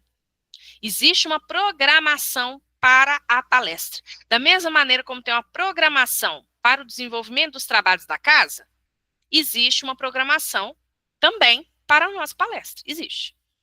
Tá? Nós vimos ali no roteiro a programação, correto? Então, ela foi feita com muita antecedência, né? Então, nós estamos ali na tribuna, a tarefa é o nosso momento de trabalhar. Nós estamos ali para trabalhar. Então, nós temos que ter muito cuidado, porque podem ser várias situações. A pessoa toda hora falar, trazer um comentário ou trazer uma pergunta, podem ser várias situações. Pode ser uma ansiedade realmente da pessoa, uma ânsia em saber mais do tema, aí a gente normalmente consegue perceber isso. Que a pessoa está só um pouco afoita, então ela está perguntando demais, ou ela está falando demais, porque é uma ansiedade dela própria, que ela exterioriza aquele momento. Então vamos acolher com carinho, né? Respondendo na medida do possível, e sempre chamando atenção para o fato de que nós estamos na tribuna. Como fazer isso, né? Então, se a gente observa que há um exagero nesse caso, um excesso, nós vamos falar, olha, minha irmã, percebo que você está com muita necessidade de falar, né? Nós vamos agradecer imensamente aqui a sua participação. A gente só vai te pedir uma pausa aí 1 minutinho, para que a gente possa finalizar o nosso estudo, que nós preparamos com muita atenção, com muito carinho, de acordo com a programação que a própria espiritualidade nos ajudou a realizar, e depois, se você, né, quiser conversar um pouco mais, nós estaremos disponíveis quando a palestra acabar, tá bom? É só para a gente dar sequência aqui. Porque muitas vezes nessa ansiedade também, vocês vão observar, principalmente a depender do tema, a pessoa levanta a mão e aí ela vai começar a falar dela. E às vezes a gente vai perceber que ela está com um problema, tem muito isso também. Ah, Maria do Rosário, porque isso que você falou eu percebo na minha família. O meu neto é autista. Vamos supor no exemplo que nós trouxemos aqui, acolhendo corações na lei de amor. Meu neto é autista. Minha filha não dá muita atenção, eu sou a avó, eu cuido, papapá. Na verdade, ela está necessitando até de um atendimento fraterno, percebem? E ela pegou o momento ali da palestra e trouxe aquilo. Nós vamos acolher com o máximo carinho, não é isso? Vamos acolher com o máximo carinho e vamos oferecer essas outras possibilidades. Se isso fica excessivo, reiteradamente, a gente pode inclusive falar, minha irmã, inclusive, nós temos aqui na nossa casa um atendimento fraterno, você vai ser muito bem acolhida, viu? E a gente ainda fala assim, tá, gente? Todos aí nas suas individualidades, nas suas particularidades, nós temos o atendimento fraterno aqui na casa, muito bem organizado, muito bem orientado. Então, nós vamos pedir licença à nossa irmã e a todos os demais agora, para que a gente possa conseguir finalizar aqui o nosso estudo dentro daquilo que foi programado junto à espiritualidade, tá certo? Então, a gente vai falar com calma, a gente vai falar com carinho, tá? Isso nesse caso. Às vezes, o excesso de intervenções é porque tem também, assim, o que carinhosamente nós vamos chamar aqui de o sabe-tudo, não é isso? Aquele que fica querendo botar remendo na nossa exposição. Então, isso também acontece. E aí, nós temos que ter um duplo cuidado, né? Quer trabalhar aqui, a gente... que a gente também não pode se melindrar, não pode se sentir orgulhoso, não, tá me interrompendo, mas sou eu que estou aqui falando, não é por aí também. Todos têm direito de fala. Se a casa diz que é aberto, ok. Então todos têm o direito de fala. Então nós temos que trabalhar o nosso orgulho. Temos que trabalhar o nosso orgulho de estarmos ali, tá? Mas, ao mesmo tempo, entendendo que, não é isso? Se nós estamos ali, é porque a nós foi dada essa tarefa. Porque se tivesse sido dada a outro, ele estaria ali. Então, nós vamos ter que ter esse jogo de cintura para podermos contornar também essa situação. Olha, meu irmão, tudo que você está colocando é muito pertinente, viu? Mas nós vamos pedir licença agora para finalizar aqui o nosso raciocínio, porque nós temos até uma questão do tempo, né? A seguir, senão o tema é muito longo, né? Então, a gente precisa dar andamento aqui aos nossos estudos. E aí, muitas vezes, a pessoa ela vai ficar levantando a mão também. Né? Tem pessoas que na casa física levantar a mão. Aí você pode falar assim, só um minutinho, Valmiro, por gentileza, tá? Vou concluir meu raciocínio aqui. Aí você avança um pouco mais. Porque você já percebeu que aquela pessoa, né, fica interrompendo, e às vezes ela interrompe, né, aquela ansiedade que nós falamos, para te perguntar algo que você vai falar lá na frente. Então tem isso também. Às vezes você fala assim, ô Joaquim, segura aí, por gentileza, a sua pergunta, que é uma pergunta muito oportuna, tá? Daqui a pouquinho nós vamos chegar nesse ponto que você está trabalhando, que está aqui no nosso planejamento. Aí a gente pode até falar assim, olha que bacana, gente, nós estamos em sintonia aqui, porque a pergunta do nosso irmão nós vamos contemplar daqui a pouquinho, tá bom? E aí a gente vai organizando as falas, tá? Então tem como a gente educadamente, com gentileza, trabalharmos aí esses aspectos. A segunda situação, ausência de participações. Eu já vi isso acontecer a ponto de transformar, assim, uma exposição 0 participações para uma exposição em que todo mundo falou, menos o expositor. Que é outro perigo que a gente tem que ter. Porque não é roda de conversa, tá? É palestra. O dia que nos chamarem para uma roda de conversa, aí sim, nós vamos sentar num círculo, nós vamos lançar uma questão e todo mundo vai falar. E aí a gente vai só pincelar os pontos. Ó, isso aqui que a Jane falou foi bacana, o que vocês acham? Ó, isso aqui que o Marcos Maia falou foi interessante, o que você, né?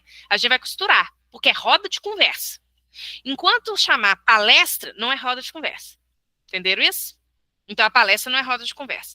Então a gente também não pode deixar que só as pessoas falem, exatamente por conta disso tudo que a gente falou. Tem a programação da espiritualidade, tá bom? E eu já vi isso acontecer. Uma plateia que não participava em hipótese nenhuma, e de tanto o expositor ficar forçando, mas o que você dá? Gente, vamos comentar. Palestra participativa, gente, vamos lá. E aí todo mundo começou a falar tanto, empolgou tanto, que todo mundo falou, menos ele. Ele quase não apareceu na palestra. Então nós temos que tomar cuidado com isso. Outra coisa, às vezes é um grupo que não está familiarizado com a participação. A casa fala que pode participar, mas as pessoas não participam, gente. Não participam. O que nós vamos fazer, não é isso? Nós vamos ficar chateados, nós vamos ficar melindrados. A gente pode, de vez em quando, dar uns puxãozinhos, gente. Vocês estão quietinhos hoje, hein? O que está acontecendo? É o frio? É o sono? O que foi? que vocês acharam desse exemplo que eu falei? Isso aí pode ser feito. Percebem? Até se a gente sentir que a plateia está assim mais, né? Mais assim, cabisbaixa, vamos dizer assim, que tem tudo isso interfere. Às vezes a palestra é 8 horas da noite. Pessoa chegou de serviço, um frio desse, que em Belo Horizonte está um frio danado, parecendo que abriu geladeira já tem umas 3 semanas. Um frio danado. Não é, José? E aí, o que acontece? A pessoa chegou de serviço, morrendo de frio, morrendo de cansaço. Aí você vai falando na cabeça dela, ela vai fazendo assim, ó, vai fazendo assim. Daí a pouco ela já deu uma piscada. Não são questões que têm a ver com a gente, são questões da situação. A pessoa está no esforço ali para ir ao centro espírita. Está no esforço, né? Então ela quer tudo aquele momento, menos comentar o que você está falando. Ela não quer participar. Ela só quer te ouvir. E tudo bem, gente. E tudo bem. Tá? Então, às vezes, a gente pode dar essas puxadinhas, pode, carinhosamente, né? Ver se mais alguém participa e tal, tranquilo. Podemos fazer isso sim, com toda segurança. Mas respeitando também o direito dos nossos irmãos de não quererem participar naquele momento. Tem alguns comentários aqui no chat, deixa eu dar uma olhadinha aqui. A Almerinda colocou assim, geralmente eu utilizo a música como recurso no final da exposição, joia. Utilizo o PowerPoint, ok. E o roteiro?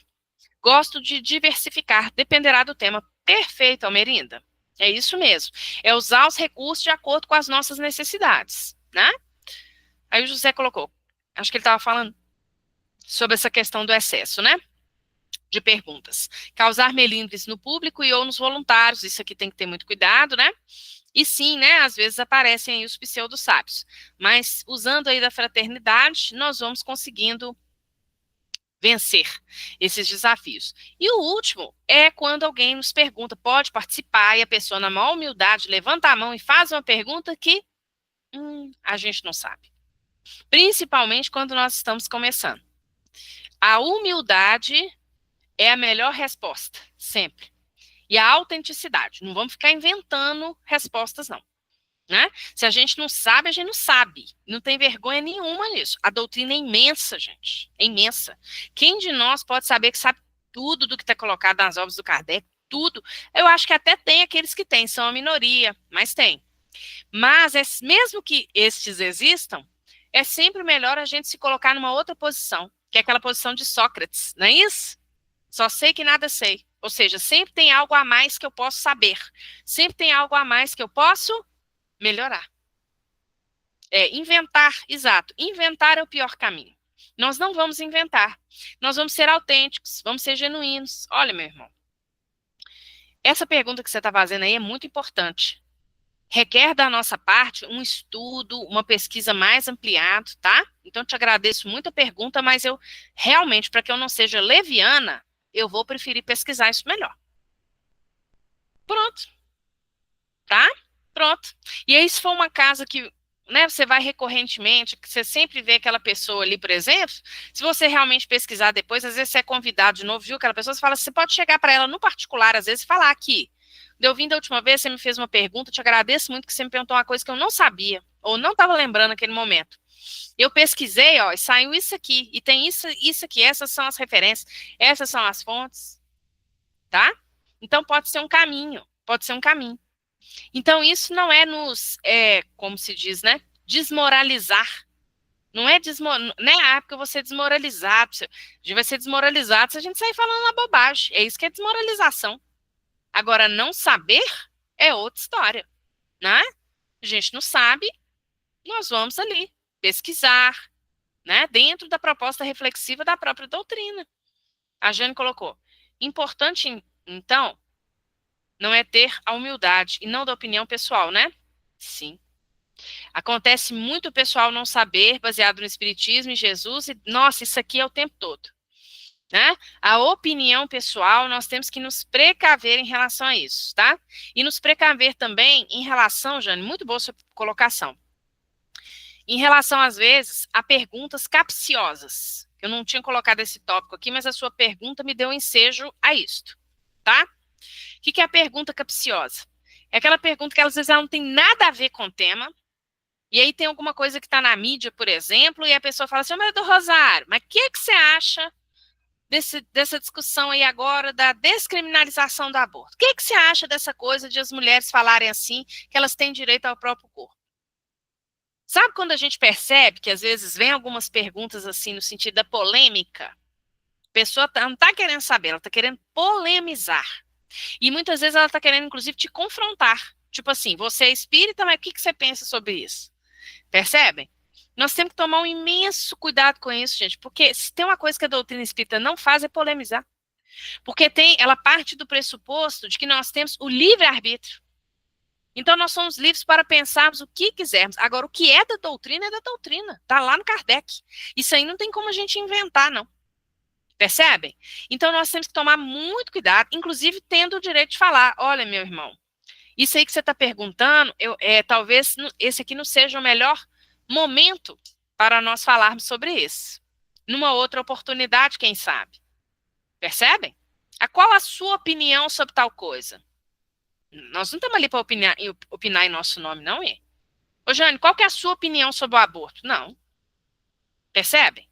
Nós estamos ali para falar em nome da doutrina e do Evangelho de Jesus. Esse é o nosso papel. Então, nós não podemos contrariar nada do que esteja fora disso. Não é o que o Emmanuel falou para o Chico? Se um dia eu te disser algo que contraria o Evangelho de Jesus e Kardec, fique com eles e me esqueça. E me esqueça. O Emmanuel falou com o Chico. Então é isso, gente. Né? Nós não expressamos a nossa opinião pessoal.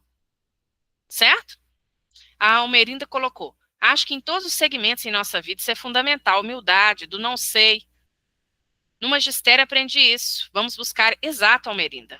Né? Eu também sou professora e no magistério a gente tem muito isso, né?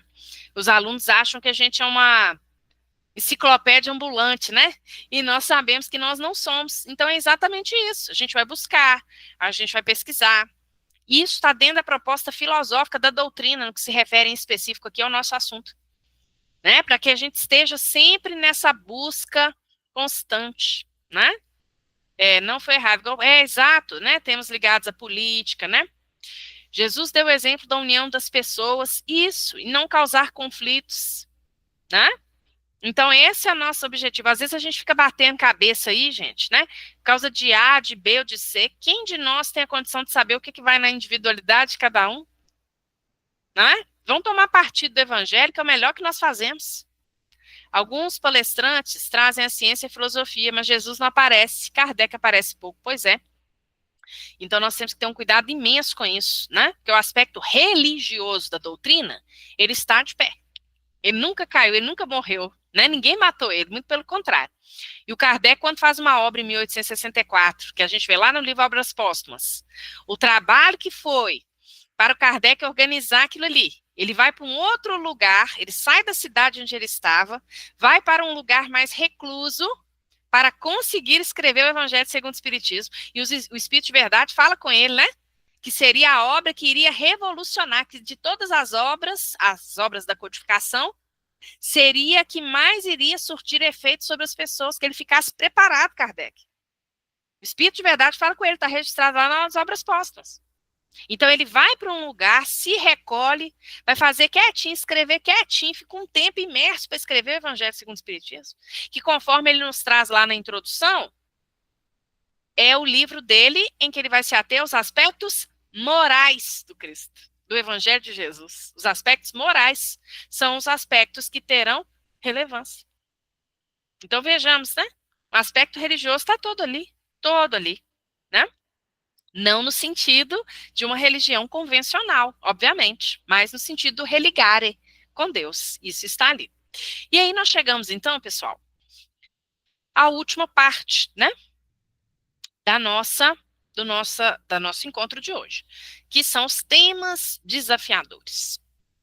Nós selecionamos aqui bem brevemente, né? Nós não vamos falar sobre os temas, só pincelar e para que nós possamos juntos refletir sobre as diretrizes que nós podemos dar a alguns desses temas, sempre nos colocando no lugar dos outros, tá? Os temas desafiadores são aqueles que geram maior comoção, são aqueles que muitas vezes também podem gerar algum tipo de polêmica, como nós dissemos anteriormente. Mas isso por quê?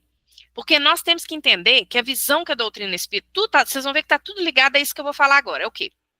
A visão que a doutrina espírita nos traz, ela é uma visão diferente da visão material que nós temos aqui encarnados. Então, choca. Quando você tem um choque daquilo que todo mundo acha, aqui na Terra, encarnado, e um choque do que é a visão espiritual nos traz, vem essa delicadeza aí, vem esse desafio. Percebem? Então, tudo está ligado a isso, tá? Então, o primeiro tema que nós vamos pegar é o tema do aborto, não é isso? Então, vamos supor que nós fomos convidados para falar ali sobre aborto. Normalmente, esses temas, isso é interessante, porque normalmente os temas desafiadores, é mais comum a gente ver seminários sobre eles, tá? Do que palestra de 1 hora. Porque numa palestra de 1 hora, você tratar de um tema desse, o expositor tem que ter uma, digamos assim, uma capacidade de síntese e de articulação imensa. Imensa mesmo. Nós temos que pensar, inclusive, se a gente vai aceitar falar. Porque eu penso que 1 hora não dá para falar todos os meandros de um tema como esse, tá bom? Então é mais comum, a gente vê mais como um seminário sobre aborto, né? Os outros temas que a gente vai falar aqui também, a gente vê mais seminário, tá? Mas ok, a abordagem, a linha geral aqui vai permanecer a mesma. Então, primeira questão é a questão do esclarecimento.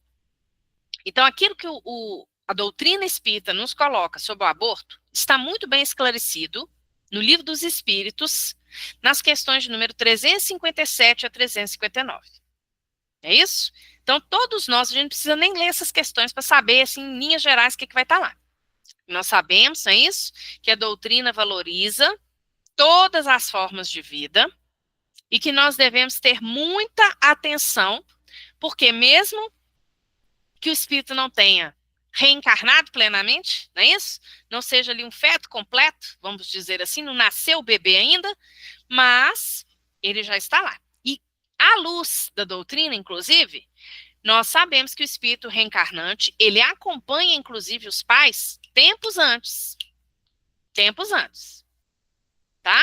Então, essa ligação, ela não é uma ligação física apenas. Ela é ou genética, ou hereditária. Ela é uma ligação psíquica, ela é uma ligação espiritual. Então, nós sabemos, né, das implicações. Então, tem a questão do esclarecimento. O esclarecimento, ele deve ser feito. Agora, qual é o cuidado que nós devemos ter ao trazermos um tema como esse, por exemplo? É a questão do julgamento, gente. Percebem? É nós, em hipótese alguma, julgarmos quem fez ou pensa em fazer isso aí. E é, na sequência, nós acolhermos na nossa fala, tá? Aquelas pessoas, aquelas mulheres em específico, né? Mas também os pais, que porventura já tenham feito, e que muitas vezes, inclusive, sofrem com isso. Porque nós sabemos, e isso a doutrina mostra muito bem, que Deus sempre abre as portas ao arrependimento. Aqueles que querem se reajustar perante as leis. Então, vamos supor que a pessoa, por exemplo, que vai buscar um seminário como esse, pode ser por um espírito de estudo, investigativo, mas pode ser porque uma questão pessoal dela. Nós já escutamos, já tivemos a oportunidade de ouvir isso em seminário. Certa feita, uma jovem se levantou e falou isso, falou assim, ó, eu com 18 anos, vou confessar para vocês, eu fiz um aborto, não era espírita, e só hoje é que eu vejo as consequências do que eu fiz. Como é que nós vamos condenar uma pessoa dessa? Vamos lá. O que nós vamos falar para ela? Nós vamos falar, minha filha, delito gravíssimo, os espíritos nos falam. Isso é acolhimento, gente? Vamos lá. Além de não ser acolhimento, né, nós estamos contrariando o que a doutrina coloca. Porque quando a doutrina coloca arrependimento, expiação, reparação, Código Penal da Vida Futura, Kardec está mostrando para a gente que existem outras facetas, existem outras possibilidades. Então, é sempre a gente se colocar no lugar do outro. Será que a gente parou para pensar como se sentem essas mulheres, essas mães, que tomam essa decisão? Elas podem tomar essa decisão por tantas questões, né? Às vezes não há o apoio da família, não há o apoio do companheiro, às vezes há inclusive uma pressão do companheiro também, existem esses fatores, né? Cada caso é um caso, né? Às vezes existem questões ligadas ao próprio material, aspecto material, então extrema pobreza, por exemplo, e assim sucessivamente, né? Às vezes existem questões médicas, o médico detecta, né, a questão de que o feto, por exemplo, vai ter certas coisas, ou então é portador de anencefalia, né, outras doenças congênitas, né. Nós temos aí a questão do estupro, que é uma grande violência também, e aí, né? Nós passamos por essas grandes violências? Quem somos nós para querer julgar o que vai no coração do outro a tomar uma decisão para chegar a esse ponto radical? É porque a dor está muito grande muitas vezes. É a mesma situação de suicídio, nós vamos ver, né? Porque o que é a questão de suicídio? O suicida não quer acabar com a vida, ele quer acabar com a dor. É diferente. É diferente. E isso humaniza a situação. Humaniza a situação, tá? Porque quem de nós não quer acabar com a dor? Quando nós temos uma dor muito intensa, o que nós vamos fazer? Procurar um remédio, é ou não é? E às vezes a gente toma até a mais, vou tomar um remédio para dor de cabeça, um remédio, um comprimido só, não faz efeito para mim não, vou tomar logo 3. Percebe? E aí a gente se excede na ânsia de acabar com a dor. E aí? Como é que nós vamos fazer nesse caso? Percebem? Então são temas que a gente precisa estudar bastante, bastante, mas encher o nosso coração de amor, tá? Encher o nosso coração, entendendo que vai ter tudo quanto é tipo de gente assistindo ali, o seminário, a palestra que seja, tá? Tem alguns comentários aqui no chat, deixa eu achar eles aqui. Como você disse, é complexo, a Jane colocou. Tem várias questões. Exato, aspecto psicológico, né, de vários tipos de adoecimento. Não é essa simplicidade toda, não, gente, né? É um tema extremamente complexo, extremamente abrangente, inclusive, né, Jane, no que se refere aos países, por exemplo, que legalizaram o aborto. As pessoas às vezes não estudam, não sabem como que é isso, como é que é o funcionamento, porque tem todo um trabalho antes, né, de diálogo com essas mulheres, inclusive, muitas vezes incentivando-as à adoção em vários países, tá? A manter a gestação até o final e depois encaminhar para um processo de adoção, por exemplo. Então, não é assim desse jeito, igual as pessoas acham, né? Porque também tem a questão, ó como que é múltiplo. Tem um aspecto da ilegalidade, que gera mortes, né? As estatísticas estão aí, porque a pessoa não vai fazer pela lei. Então, assim, é complexo, é isso que eu estou querendo dizer, tá? É complexo. É um tema que tem várias facetas, né? Aí a Miriane colocou isso aqui, é ter a sensibilidade de saber que se refere isso, Miriam, é a individualidade de cada um. Percebe? É a individualidade de cada um. Então, a gente tem que ter. Agora, é claro que a gente tem que pensar assim, né? No nosso papel como indivíduos, né? E isso, assim, tanto como indivíduos quanto como expositores. Então, esse cuidado a gente tem que ter, né?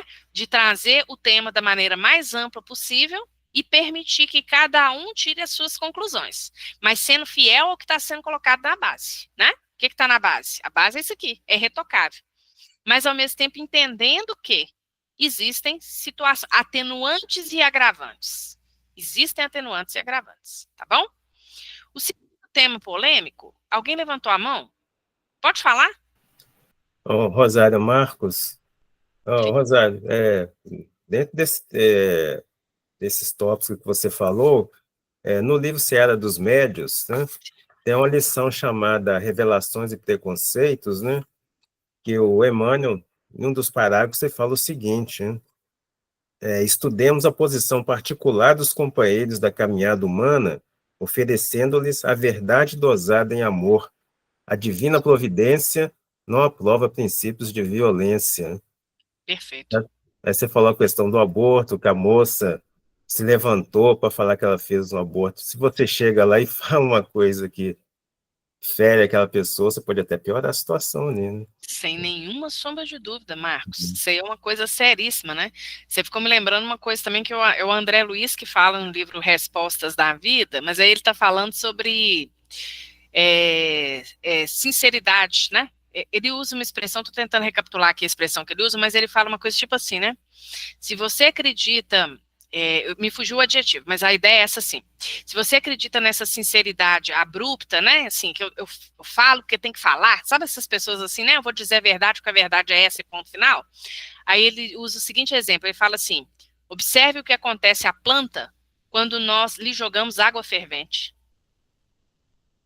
Essa imagem, desde a primeira vez que eu a li, nunca mais tirei da cabeça. É exatamente isso aí que você está trazendo com outras palavras, né? Pelo Espírito Emmanuel.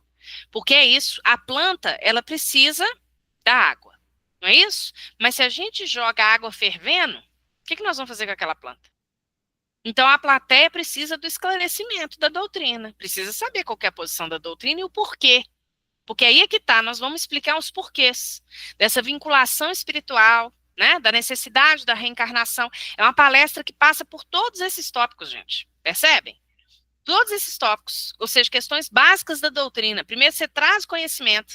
Então, por quê? Não é que a pessoa quer saber, mas por que o espiritismo é contra o aborto? É por isso. Aí você explica para a pessoa. Porque para nós não é só essa ligação imediata, é um outro tipo de ligação.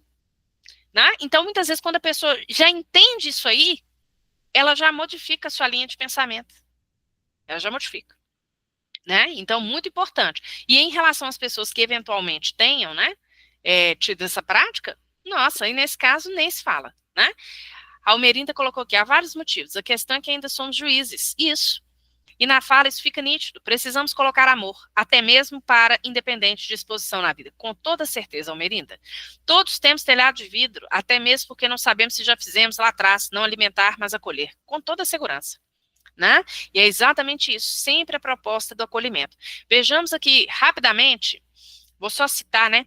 Mas outros dois temas que têm uma correlação com isso também, que são o suicídio e a eutanásia.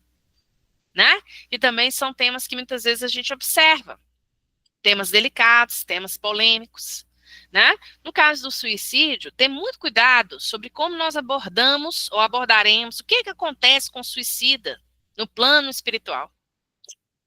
A gente falou aqui na primeira aula, que a pessoa quando vai numa exposição espírita, muitas vezes é o cartão de entrada na casa. Não falamos isso? Primeira vez que a pessoa está chegando na casa. E agora com essa questão sempre, já tinha há mais tempo, né? Mas principalmente de uns anos para cá, nós temos observado uma mobilização maior das casas espíritas, por exemplo, no Setembro Amarelo, que normalmente as casas organizam uma semana de palestras sobre essa questão do autoextermínio. Então aí é uma semana de palestra, então tem uma hora mesmo para falar e tal. Então não é seminário. Né? E às vezes a pessoa ela perdeu um parente que se matou e ela vai assistir essa palestra, primeira vez que ela está pisando na casa espírita. Olha a responsabilidade, né? Então, se a gente fica também entrando muito em detalhes, né? Em relação a essas questões extracorpóreas, né? Então, todo aquele sofrimento que a gente sabe que é para o espírito que se matou, não é isso? Nós estamos plasmando, vamos voltar ao que o André Luiz coloca, na mente do interlocutor, esse lado negativo. Percebem? Então, assim, não é que nós não vamos falar, não vamos mencionar, mas a gente tem que trazer de uma maneira mais, além de acolhedora, trazer o tema em todos os seus aspectos. Porque nós temos as questões sociais, não é isso? Nós temos aí os exemplos, nós temos inúmeros fatores, né? E qual que deve ser a nossa principal preocupação, nesse caso especificamente? Em tirar também os mitos que cercam o tema do suicídio, que o suicídio é um tema que é cheio de mito. É um tema que as pessoas acham, por exemplo, que não tem profilaxia ao suicídio. Muita gente ainda acredita nisso. A pessoa, quando ela quer se matar, ela vai lá e se mata mesmo. Gente, estatisticamente comprovado que não é assim. O acolhimento, a escuta fraterna, a escuta afetiva, potencialmente diminui o número de pessoas que se matam. Então, por exemplo, você jogar o enfoque nisso aí é uma outra questão, percebem? É uma outra questão. E hoje nós vivemos uma conjuntura que, curiosamente, nós temos muitos irmãos que são espíritas e que pensam frequentemente na questão do autoextermínio. Aí a doutrina vai trazer para a gente a questão do pensamento, da conexão com as entidades espirituais que estão ali naquela vibração. Olha quanta coisa nós temos que abordar, ao invés de ficar focado nessas imagens, nessas questões negativas. Entenderam isso? Então não é que nós não vamos falar, não vamos abordar que tem consequências espirituais, não. Não é isso, não. Mas é o modo como nós vamos trazer aquilo. Né? E mostrando para cada um que cada um tem o seu papel. Exato, Almerinda, né? Eu, assim, posso falar, né, que felizmente sou tarefeira do SOS Press, exatamente isso, né? Em que nós usamos ali a escuta e a oração para, né, a profilaxia, o movimento da profilaxia. Então tem como prevenir, sim. Tem como prevenir, né? Então, assim, são várias questões. Tem a questão dos transtornos mentais, estatisticamente comprovado, que em quase 100% dos casos, tá? 98, acho que era isso a última vez que eu vi, 98,8, 99% dos casos, a pessoa que comete o autoextermínio, ela tem um transtorno mental, ou uma doença mental. Normalmente encabeçando aí os transtornos ligados à depressão e à ansiedade. Isso é estatística. Isso é estatística. Então é um tema que você precisa também olhar o social, olhar as estatísticas, percebem? Avaliar, é democrático, no caso do suicídio é democrático. Não tem um grupo que se mata mais que outro, tem crescido em alguns grupos. Por exemplo, pessoas velhas têm crescido mais, né? É a segunda maior causa de morte em jovens, percebem? A segunda maior causa de morte, só perde para acidente de trânsito. Então, quer dizer, são vários aspectos, várias questões. É um tema extremamente vasto, extremamente amplo. Mas se você perder um parente, não é isso? Que se matou, o que você quer ouvir naquela palestra? Então, nós precisamos entender, mas nós precisamos saber também que a vida continua, que vai haver um acolhimento. Nós vemos isso lá no livro Memórias de um Suicida. As legiões dos servos de Maria em atuação o tempo todo ali no vale, o tempo todo, o tempo todo, o tempo todo. Então, aquela pessoa ela vai sair dali pensando o quê? O que é desejável que ela saia pensando? Né? Vai ter uma solução para esse coração amigo que né, se foi dessa maneira. E eu vou orar por ele. Porque nós sabemos que a oração, no caso dos suicidas, faz toda a diferença para eles. Toda a diferença. Certo? Pessoal, nosso tempo acabou. Tá? Nós vamos agradecer aí a paciência, a atenção de vocês. Vou só ler o que está aqui no chat, tá? Que é rapidinho. Não julgar a experiência do outro, porque a vivência é dele. Isso, podemos nos colocar ao lado do outro com empatia. Sem nenhuma sombra de dúvida, a palavra é essa, empatia. Mas é porque a vivência, Almerinda, ótima lembrança, o SOS Press, isso, ok? Obrigada, pessoal, um estudo produtivo, excelente. Aí, se houver algum ponto que vocês acharem que a gente precisa voltar, tá? Eu vou falar com a Rose só aquela questão lá do Emmanuel, né? Que aquilo ali eu acho que pode ser um ponto interessante para a gente ver semana que vem, tá bom? Obrigada, Marcos. Obrigada, Jane. Passa a palavra para vocês aí.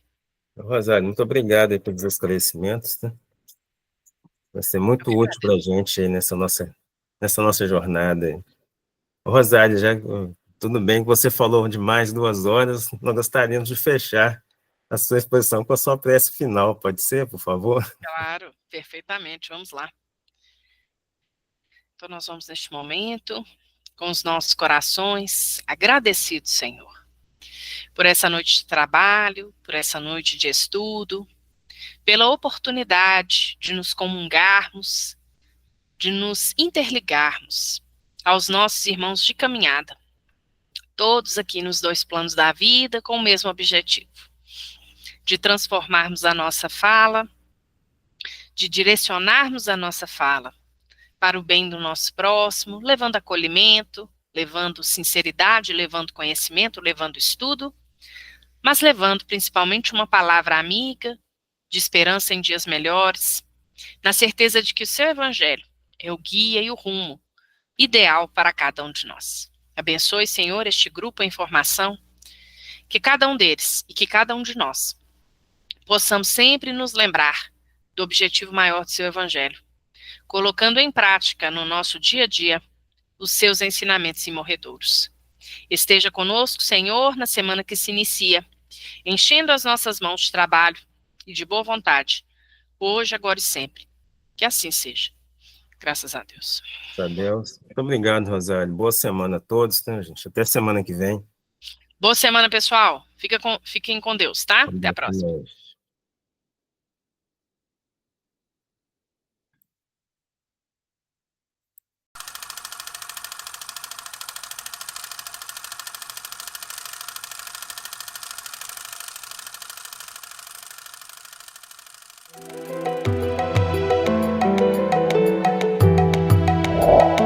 O que eu preciso é de um método, critérios científicos, racionais.